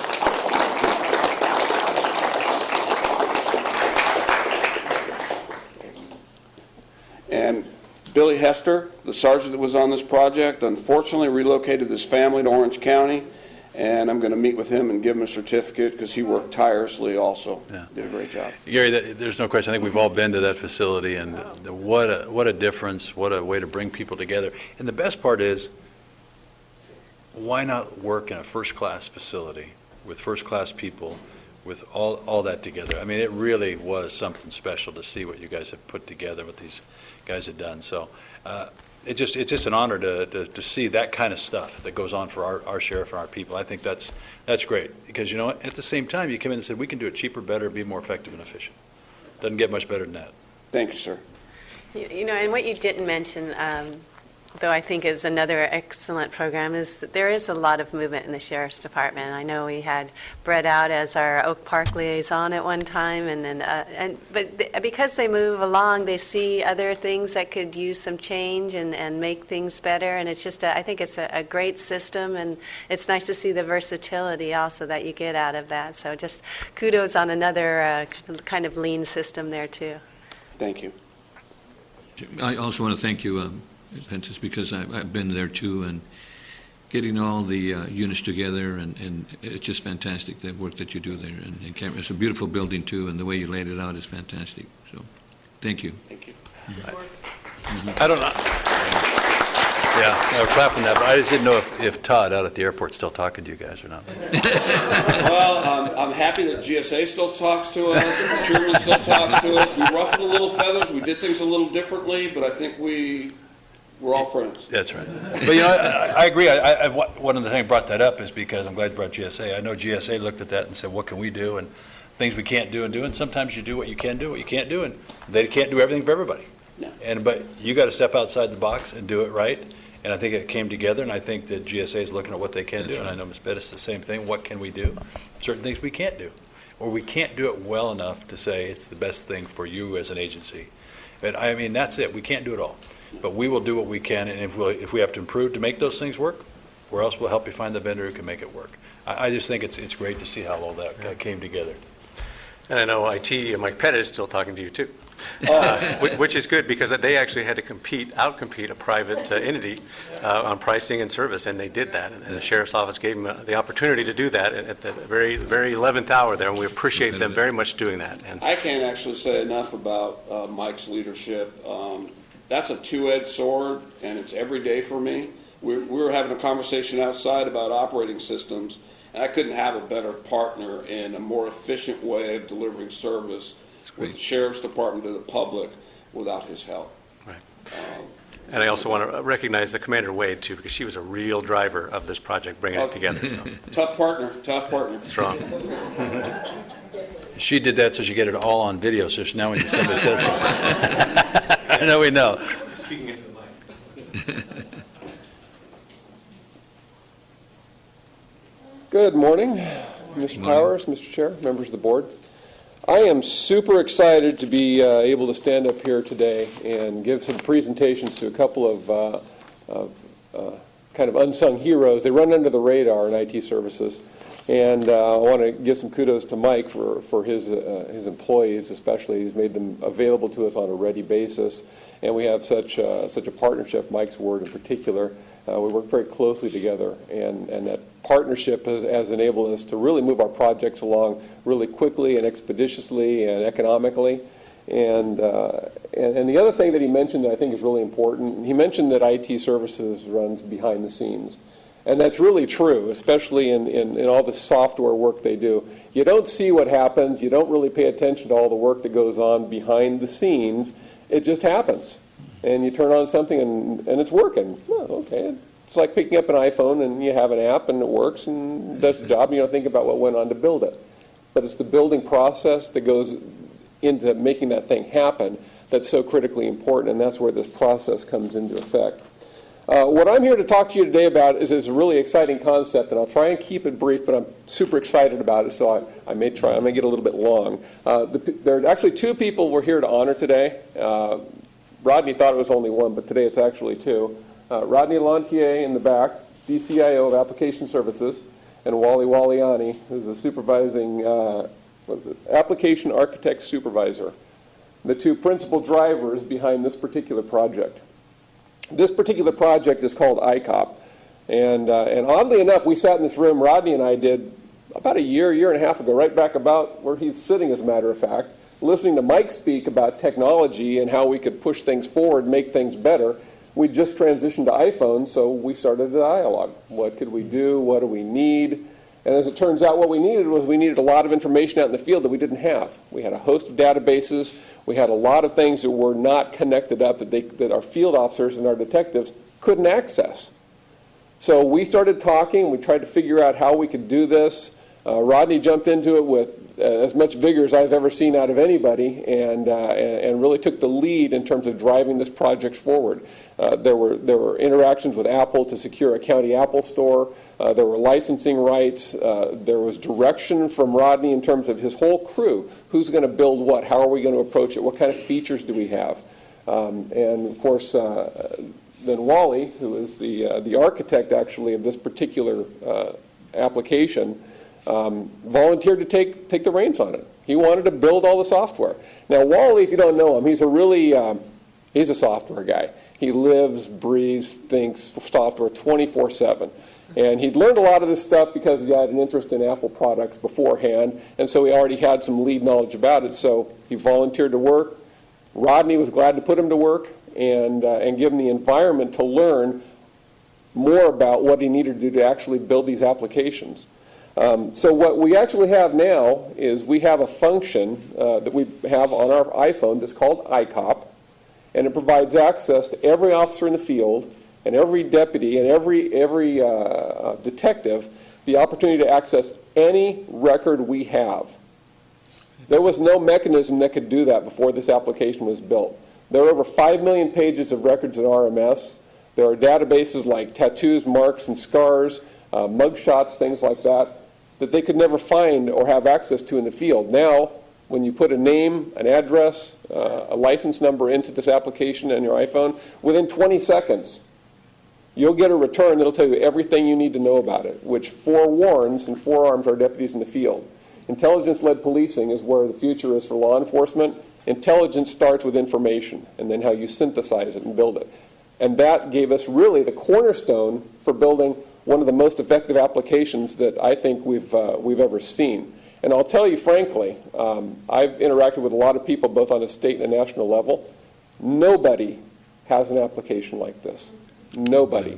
There are web services There is nobody who's putting out in the field on an apps basis like this. Does that come with a photo when they apply it? It will return photos, yes. If I put in a name of somebody that I'm interested in, it'll bring back their latest booking photos. It's phenomenal. Yeah. And we also have part of the application here is a field interview card. So instead of writing it out by hand, now we enter it electronically. That bypasses all the clerical work that used to follow, which is a tremendous cost savings by itself. But it also makes those photos that I take in the field immediately accessible to the next officer 2 minutes later. That's excellent. Yeah. Please. But it's a tremendous amount of work in the background, and these two gentlemen are exemplary, albeit behind-the-scenes employees that you don't normally see. I will tell you that if there's anything involving software or hardware or a problem with any of that stuff in application services, Rodney is all over it. In my personal opinion, he is the single best manager at this level I have ever worked with. He never gets recognition because he prefers to stay in the background and let other people take credit for things, but he drives what goes on in application services. By the same token, Wally has proven to be an absolutely outstanding software programmer. It's not uncommon for Rodney to get text in the middle of the night on Saturday from Wally saying, hey, I had a problem, and I just fixed it, this is what we're going to do. He just thinks about it so much he can't stop it, so he just keeps churning it out and churning it out. And he has process improvements and different versions coming out on almost a weekly basis. This is cutting-edge development, as I indicated. You won't find this anywhere else. You can't buy this kind of an application. If I hired a vendor, which is a long process by itself, as we know, this is an application that would easily run $500,000 to $1 million to do, and it couldn't be done nearly as efficaciously and nearly as well as they have done it, because they have the intricate knowledge that drives the entire information mechanism we've got. It's a stupendous feat to arrive at this, and the first working prototype was done about 3 months after we started our conversation. Okay. Right now, it's getting an average of about 250, 300 queries a day from officers in the field. And we're going to be expanding that recently. We expect that to climb even better. It's an absolutely fabulous application. Can you guys please come up, Rodney and Wally? Come on up, please.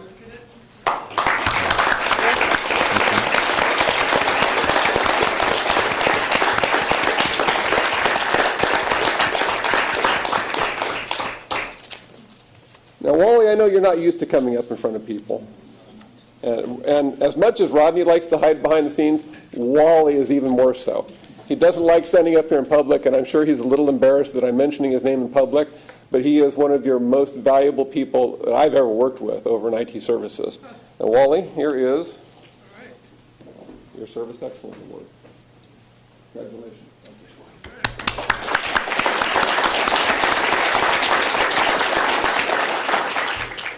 Now, Rodney also likes to run behind the scenes. He didn't know he was going to be getting an award today. We kept it secret from him. He thought it was all for Wally. Wally has done tremendous work, and he continues to do it, but Rodney is the driving force that keeps that whole machine working forward. And I want to also thank Mike for giving Rodney, empowering him to do all of that work and let him do his best job. One of the most phenomenal managers I've ever worked with. Congratulations.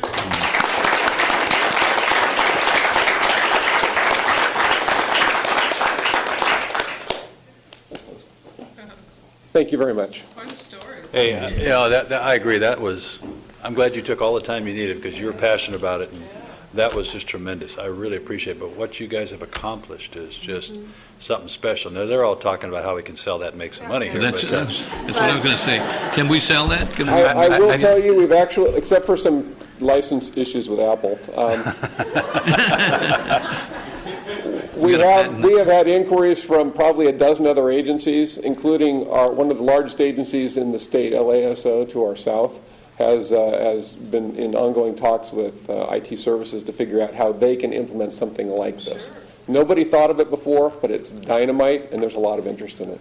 Well, also sister agencies here in Ventura County and even the CHP, I mean, just as a wonderful tool, incredible tool. So I would encourage that expansion, not necessarily to sell it, but just, that's going to make law enforcement do a better job. Yeah. No, we need to make some money out of it. There are some licensing issues with going beyond the county of Ventura, but I think we're in talks to try and figure out ways around that or how we can get licensing for other agencies because, as you pointed out, it's an extremely valuable tool that everybody everybody in law enforcement could benefit from. Fantastic. No, and I agree. I just appreciate you bringing that up with these guys, and because it's kind of like the arrow. You only see the tip, but it's all that behind it that makes it all work. And gentlemen, I appreciate all the hard work, because you guys could have been sitting back there and said, we got other things to do, but took on a challenge and a project. It's like I said, nobody's ever done it. But you guys all put your heads together and come up with something that's unbelievable and probably going to save lives and save deputies' lives out there, because they know what they're dealing with, and that's what we're here to do. And just thanks for being so passionate about it. Thanks for making That it could have happen. cost millions of dollars. Yeah. And you could just see that happening with the way IT expenses are. It's incredible for what you did it for too. And all done on ISFs. You got to love it. The other important thing, too, is that you have an officer out there that has a driver, a DUI driver, whatever, and you actually get this person on the phone and take a photo. This guy might be a very dangerous guy that might hurt that officer. Yep. So that's the safety end of it is extremely important too. It's amazing the work that's gone in there. The officers just use it, and by the way, we get daily rants, good rants, from officers in the field about success stories, people they've been able to arrest, how expeditiously they've been able to gather information and act on a tip that they never could have had before. That's right. And it's just the amount of work that's gone into the behind-the-scenes stuff that they never know about is tremendous, but it's so beneficial. Fantastic. I think, Mike, haven't you expanded this also to probation? I think they have. Right. So we are expanding that to other county departments, and the cities are very interested as well. And congratulations to Rodney and Wally. What great role models they are for all of us here at the county. And my bigger worry is that Apple's going to try to come along and steal them. So don't return their calls. Yeah, don't tell them all the things. Thank you. Thank you.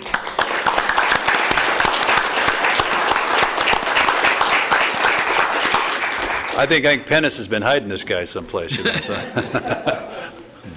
that concludes. Thank you for the extra time. It's tough to lean enthusiasm. No, it was. Hey, Matt, that was great stuff. Really good things. Thanks, Elaine. Appreciate it. Thank you.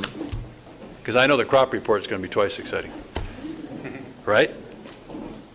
You aren't changing levels and all this stuff. Do we need a motion to receive and file? Well, we'll go from ice cream to...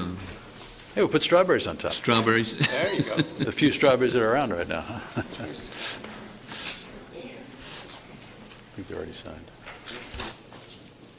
Okay, we're there. So let's move on to our late 10:30. Thank you for waiting. Number 26, sir.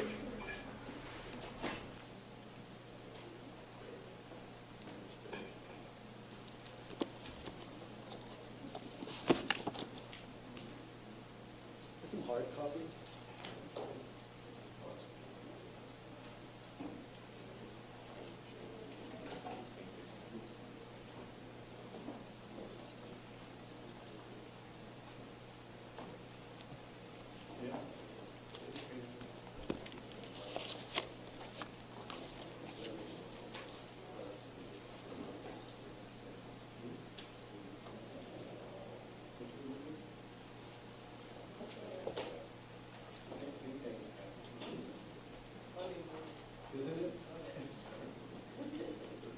All right, sir. Well, good morning, Chairman Foy, members of the board, Mr. Powers. Henry Gonzalez here, Ventura County Agricultural Commissioner.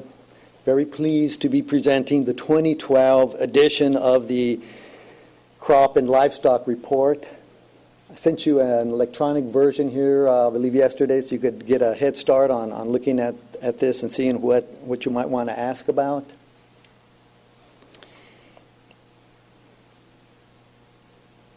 Let's see if I pushed the wrong button and shut it all off. Nope. Side, thank you.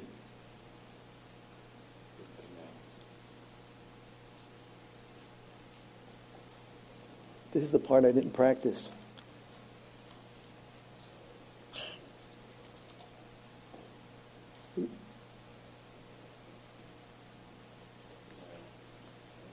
I'm stuck.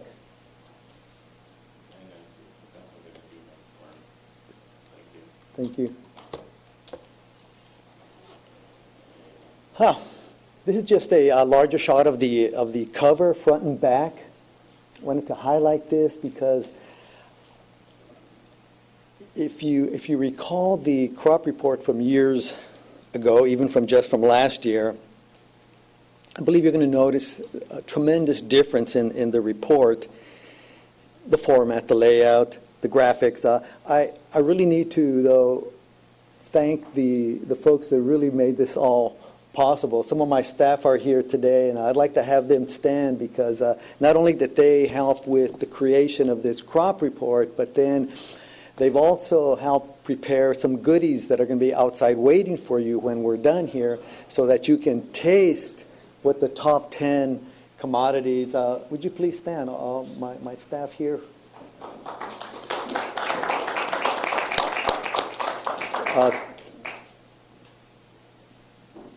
And they're not the only ones that helped here. We talked earlier about partnerships, GSA, their business support graphics division, specifically Matt Krieger. He is a graphic designer for the county. He really helped us make this so much better. It's much improved. It looks much more professional. We've been using the same fonts here for like 3 decades, maybe 4 decades, same format year after year. And this year you'll see that it's much more appealing to the eye. We've used a few more fonts types, and again, just to make it more appealing to the reader.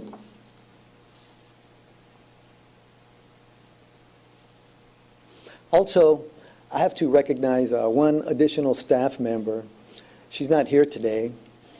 Her name is Carrie Dufresne, and she'll be retiring later this year, actually next month, after 29 years serving the county of Ventura, and after 23 years of compiling these numbers. She's been the crop report guru. She's been the person collecting all the numbers from the growers and then compiling them and adding and subtracting and whatever else she needed to do to get these numbers.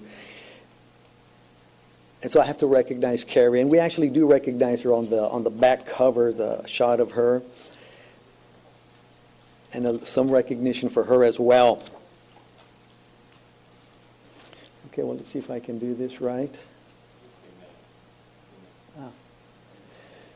And so this is just a table of contents, what I'm going to be going over with you in a little bit. The crop statistics, and again, we always compare the previous year to the one before it. And so in this case, 2012 to 2011, we show how many acres of harvested commodities were out there, not necessarily planted. These are the harvested acres, along with a per acre unit, generally in tons. That's for production, overall production, as well as a per unit value and a total value. And of course, we add them all up. And I'm going to be reviewing some of the specifics there, some of the highlights for you. And of course, including the top 10. And then we always have a feature article that I'll be talking a bit about. This year new is some vignettes that we threw in, and I'll be talking a little bit about that, and as well as trends in agriculture.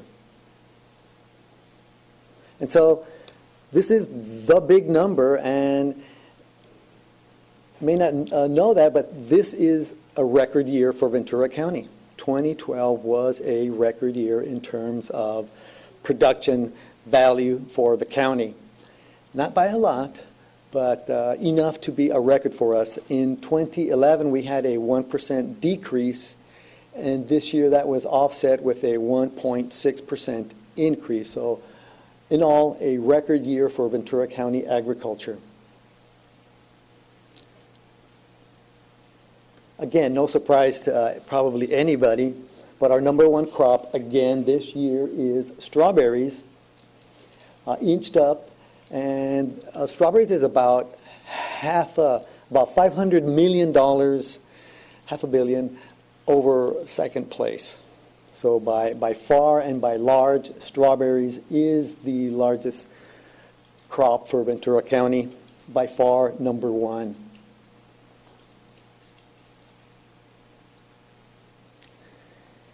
Lemons came in at number 2, actually inched up a little bit. It was I believe in third last year, but remained strong.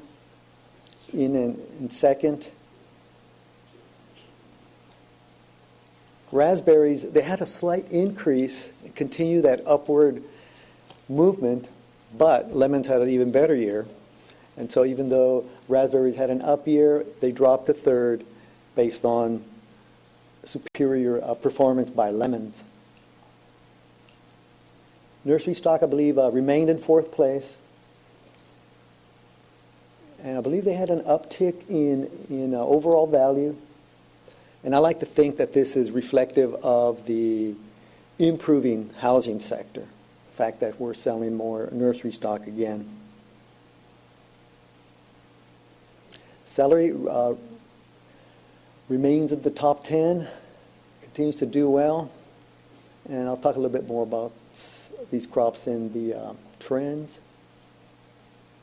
Avocados, again coming in at sixth place. Tomatoes at seventh. Tomatoes had quite a decline in value, but still within the top 10. Is that when you talk about the price there, I mean, we're still at the same amount of production poundage-wise, but it's just the value came down so far down? Yeah, it's primarily the per ton value came down. Yeah, but production-wise, we're about the same in number of acres, tonnage, but it's the value that was significant for tomatoes. The most significant change. But Henry, aren't you getting a lot of tomatoes from Mexico too? That's very true. Yeah, that's very true. It's and made a lot of difference. That's a whole topic that I could really expand on. But we grow our hot house tomatoes here. That's right. And there's producers in Mexico that they build. They take advantage of their superior climatic areas that they have, and they'll build these little hoop houses, and they'll call them greenhouse tomatoes and sell them at the premium price. That's right. That, of course, someone like, for example, Howlings, who has so many millions invested in their high-tech facilities, that it's really not apples and oranges, but tomatoes and tomates from Mexico. So that's made a difference, too. too. It's a big difference, and that's exactly what's happening. With that volume and saying they're calling it the same, it's just driving the value down, bringing that much volume in, huh? Well, they're selling it, and they're benefiting from our high-tech tomato growing, and they're getting the price, and then we're not. But, Mr. Chairman, but Henry, I understand that the American growers are growing the tomatoes in Mexico. Is that correct? Some yes, but not all. Okay. Not all.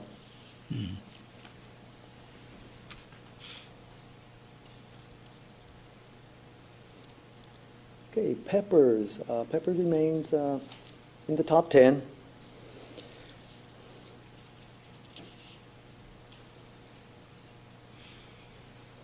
And cut flowers. Cut flowers had a bit of a drop in value primarily, but the acres and the production was relatively stagnant. Just the value dropped in cut flowers. So probably some of us need to buy some flowers for our significant others and Isn't Santa Maria very competitive? Santa Barbara County very competitive? Santa Barbara is very competitive, and again, imports from other countries. We continue to get lots of product here from South America, Colombia, Costa Rica, and how they can send their flowers here and receive a better price. They sell it for less than what we can, and we're local, and it's really tough. It's a really tough market, but we do have some niches and some quick-thinking growers that market their flowers nonetheless. And we'll talk a little bit about marketing. This, in my mind, is huge as a salsa eater. Cilantro is now in the top 10. To me, that is really reflective of changing tastes, which by coincidence, believe it or not, is kind of the theme of our crop report this year, and it's written up in our feature article, Changing Taste. And so for cilantro to happen to have made the top 10 this year, in my mind, is very big, and it's primarily based on an increase in value. The acres and production is relatively the same, but the increase in value for cilantro moved it up into that precarious 10th spot, which in the past few years we've seen crops a new 10th place almost every year. And that's because so many crops are right on that cusp that any one of them can be 10th or 11th. And so anyway, this year cilantro is number 10th. It's a little bit of history about cilantro. Its origins are from the Mediterranean area, brought here by the Spanish. The Chinese believe it's an aphrodisiac, which is, if you look at their population, you might think that that's sufficient evidence that that is the case.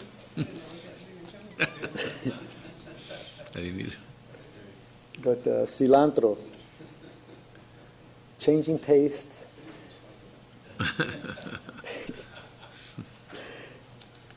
I could not resist. This year we came up with this feature article, and we do this way before we finalize our numbers. So again, that cilantro moving up again, that just really kind of added to this article. But in this article, again, we seek to highlight agriculture and how the changes have occurred over time, how our diversity of crops and cropping techniques have changed. But what has remained is that agriculture continues to be a very strong economic driver for the county. The diversity, crops come and they go, and they change position within the top 10. But overall, agriculture continues to do well here in Ventura County. And all of that diversity, it all adds to the sustainability of the county. Whether we have dry land or hydroponic, organic, or whatever is the different types of farming that we have, all of that adds to our sustainability.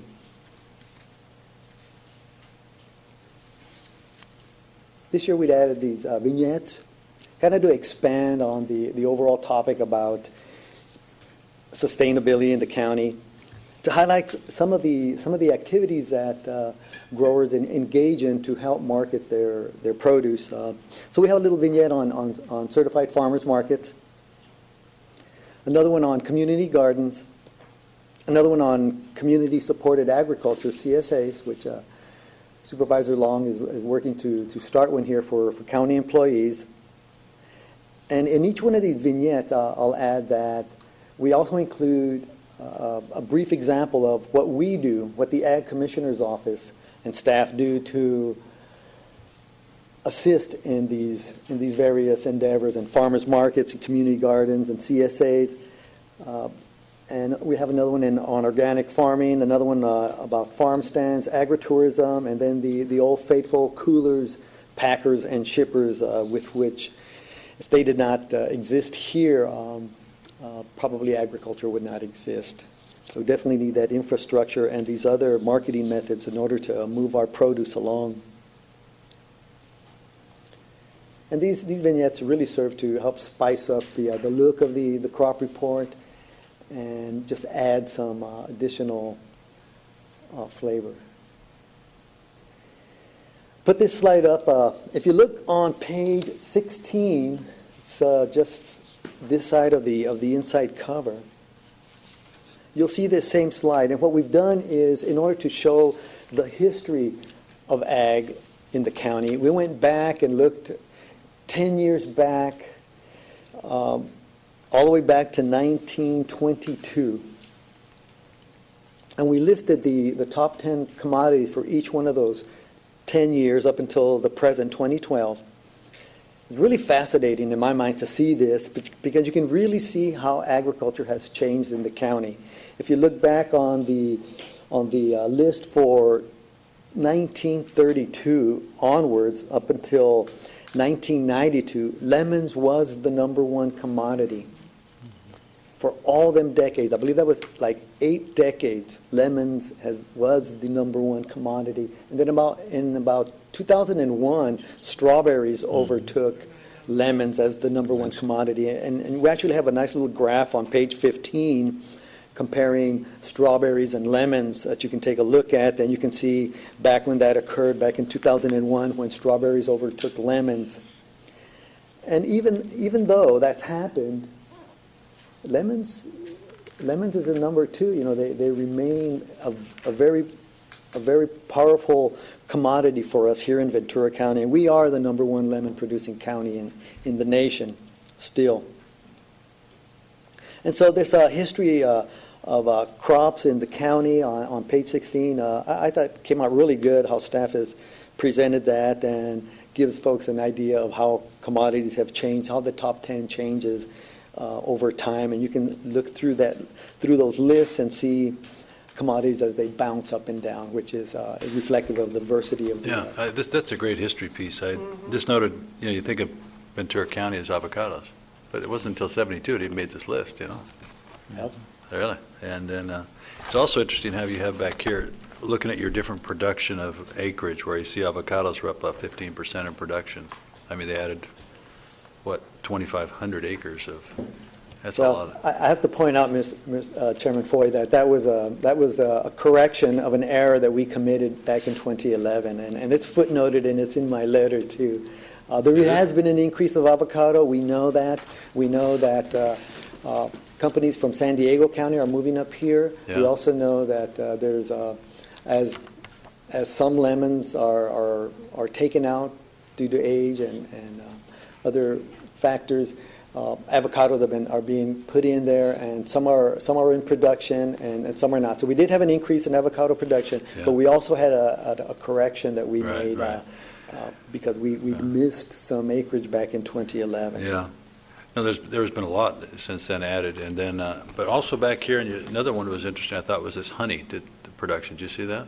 Where all of a sudden you were went to 767,000 versus huge increases.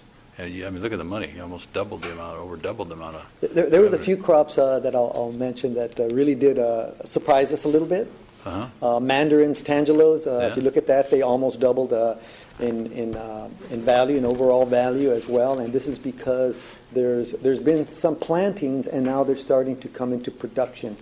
And so that increase will probably continue into the next few years as more of these newly planted mandarins and tangelos come into production.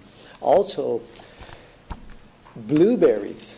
Probably have never seen blueberries, but if you look on the $1 million crops, blueberries is now there, and blueberries have been in there, but they were in the miscellaneous fruits and nuts category.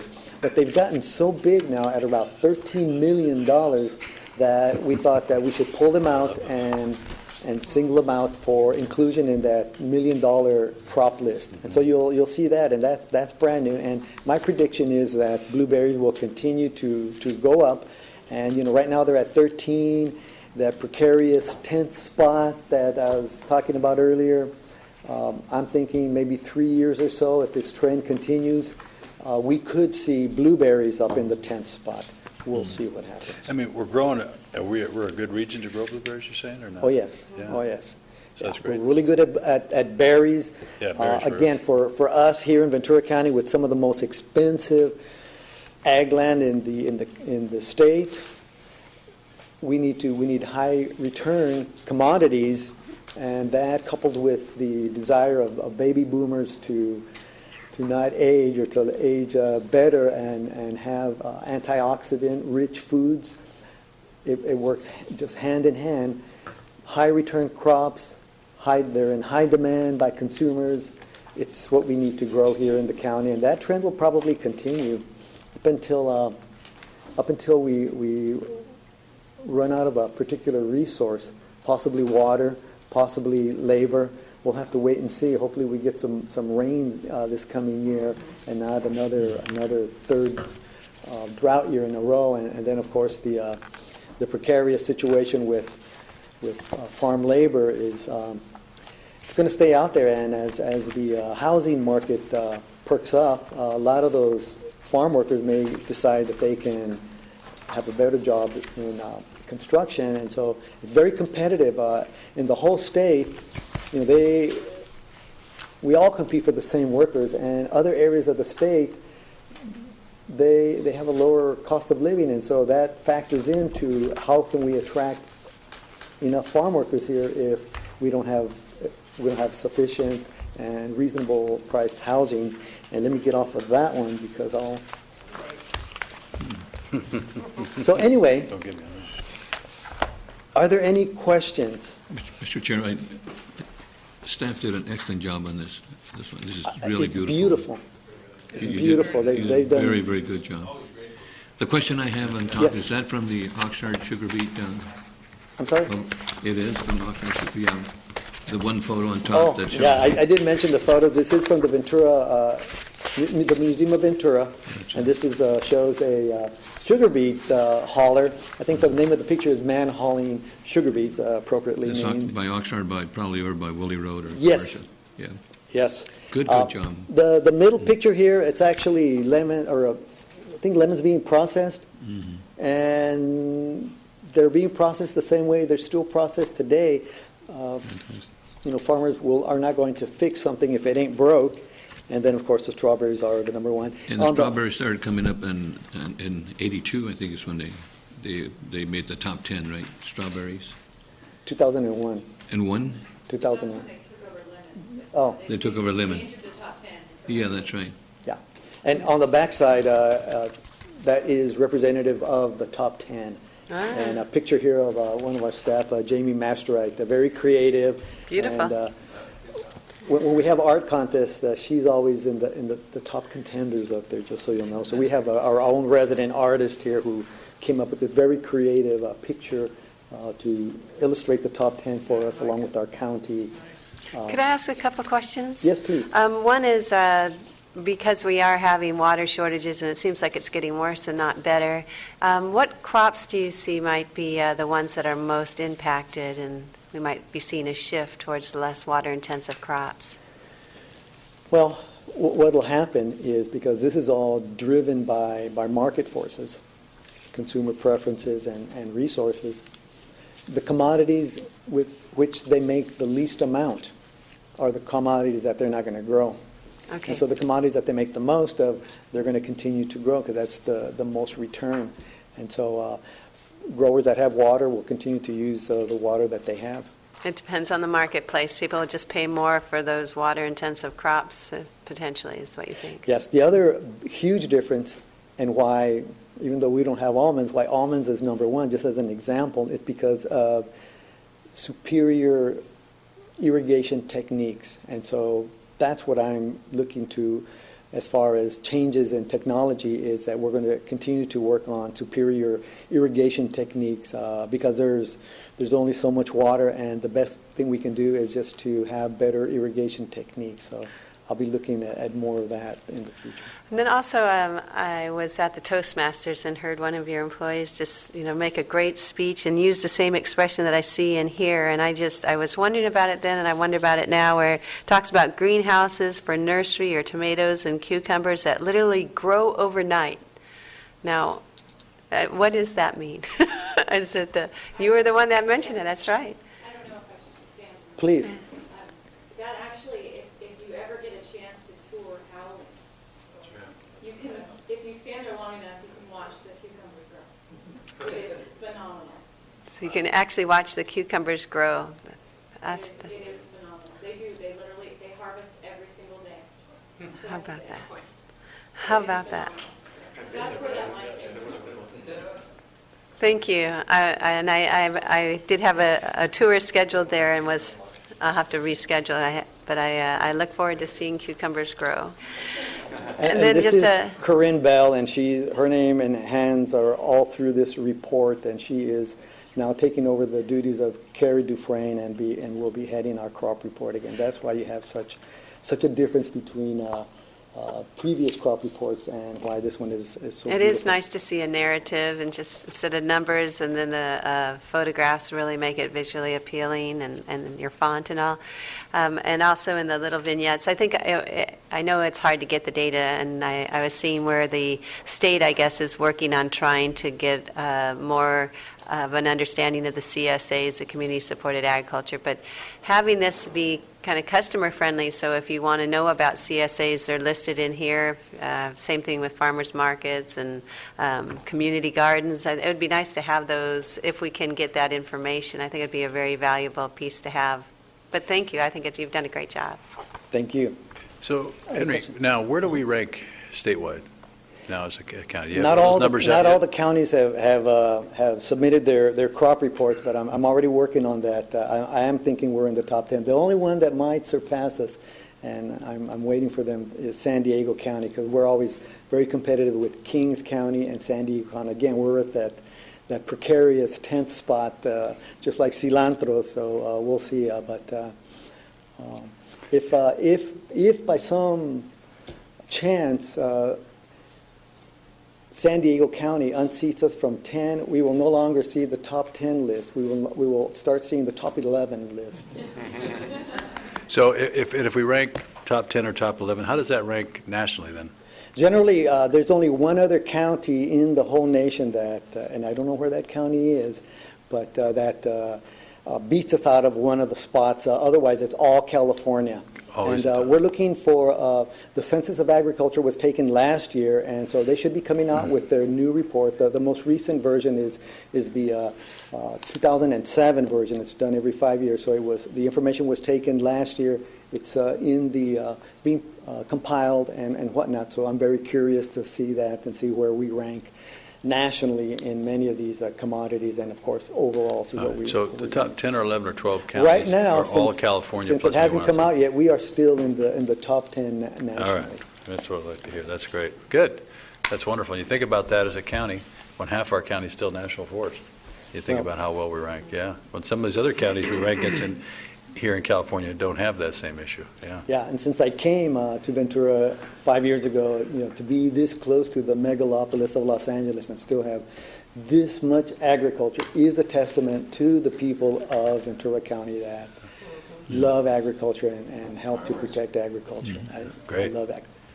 Thank you. Excellent report on your staff. Yeah, great. It's great information, great views. It's great to, I think it'll be a great piece the public gets to see about Ventura. These are collector items. We also we're not. Are you signing them? Is that what it is? No. Well, actually, it is signed. It's got my letter, but we're not printing a lot of copies. I think we printed 20, and we might print more if there's a need or a demand. But it'll be on our website, I believe, later this afternoon. But these are collector items. Otherwise, we'll save them. Okay. Thank you. Henry, I noticed that you said there was growth of 1.6% overall. Yes. Which is very positive. Well, over 2011. Right. Yes. Right, which is very positive. How are we comparing in terms of our growth rate with other counties?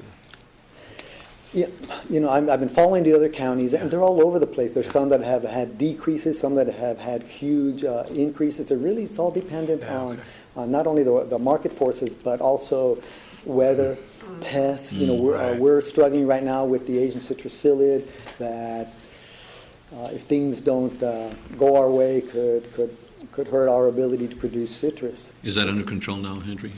I wouldn't say it's under control.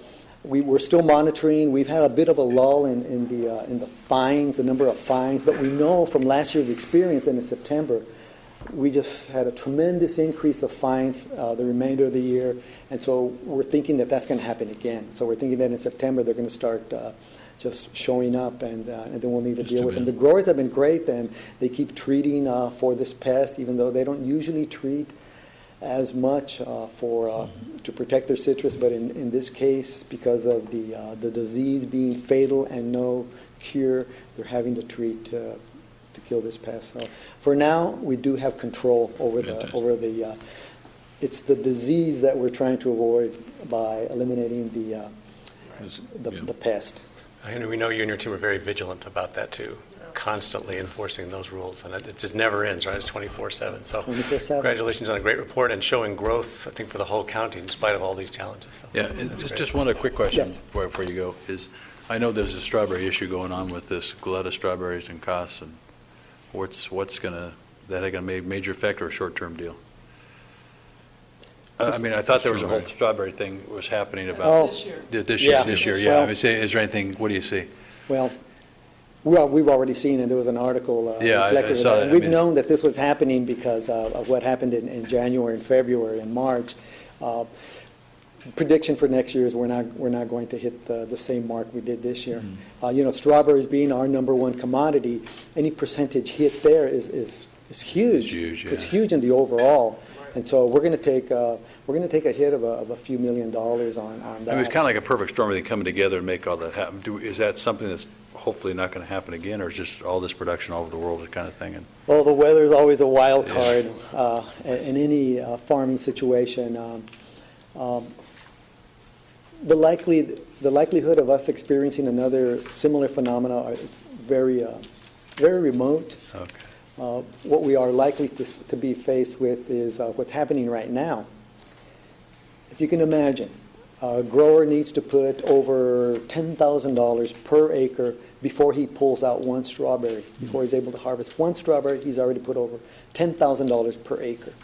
And so, looking forward at the day that they have to make the commitment to plant strawberries and expend all of that money, when there may not be enough water for them to start those plantlets, they may not want to plant strawberries, which is going to affect us next year. And I've already been hearing that growers some are not going to be growing as much acreage of strawberries. They're already looking to let someone else plant something different there, a vegetable or whatnot. And again, the return is not the same as in strawberries. And so for next year, not only will we see a drop in overall production value, but likely in acres, and just our overall numbers will be affected because of what's happening with strawberries, the weather this year. Yeah, water's a big and issue. I labor. mean, am I going to have the water? The other thing is, strawberries have a very narrow window to be picked. Am I going to have the labor to pick them? Yep. There's always that, so it's a very difficult situation, Yep. yeah. It Very is the difficult. perfect storm. Very difficult, yeah. Okay, well, this was a tremendous report. We appreciate it. And keep up the good work, guys. Thank you for really a great, wonderful improvement. That looks great. Thank you. We have those goodies outside, and we timed it so your break, you could We're right there. partake. I think that's it, so that's Thank you. good. We're going to do it. Okay. All right. Leroy, we're going to go to closed session. Are we expecting an announcement out of closed session? No, we do not. No announcement? No announcement. So we'll take a 5-minute break.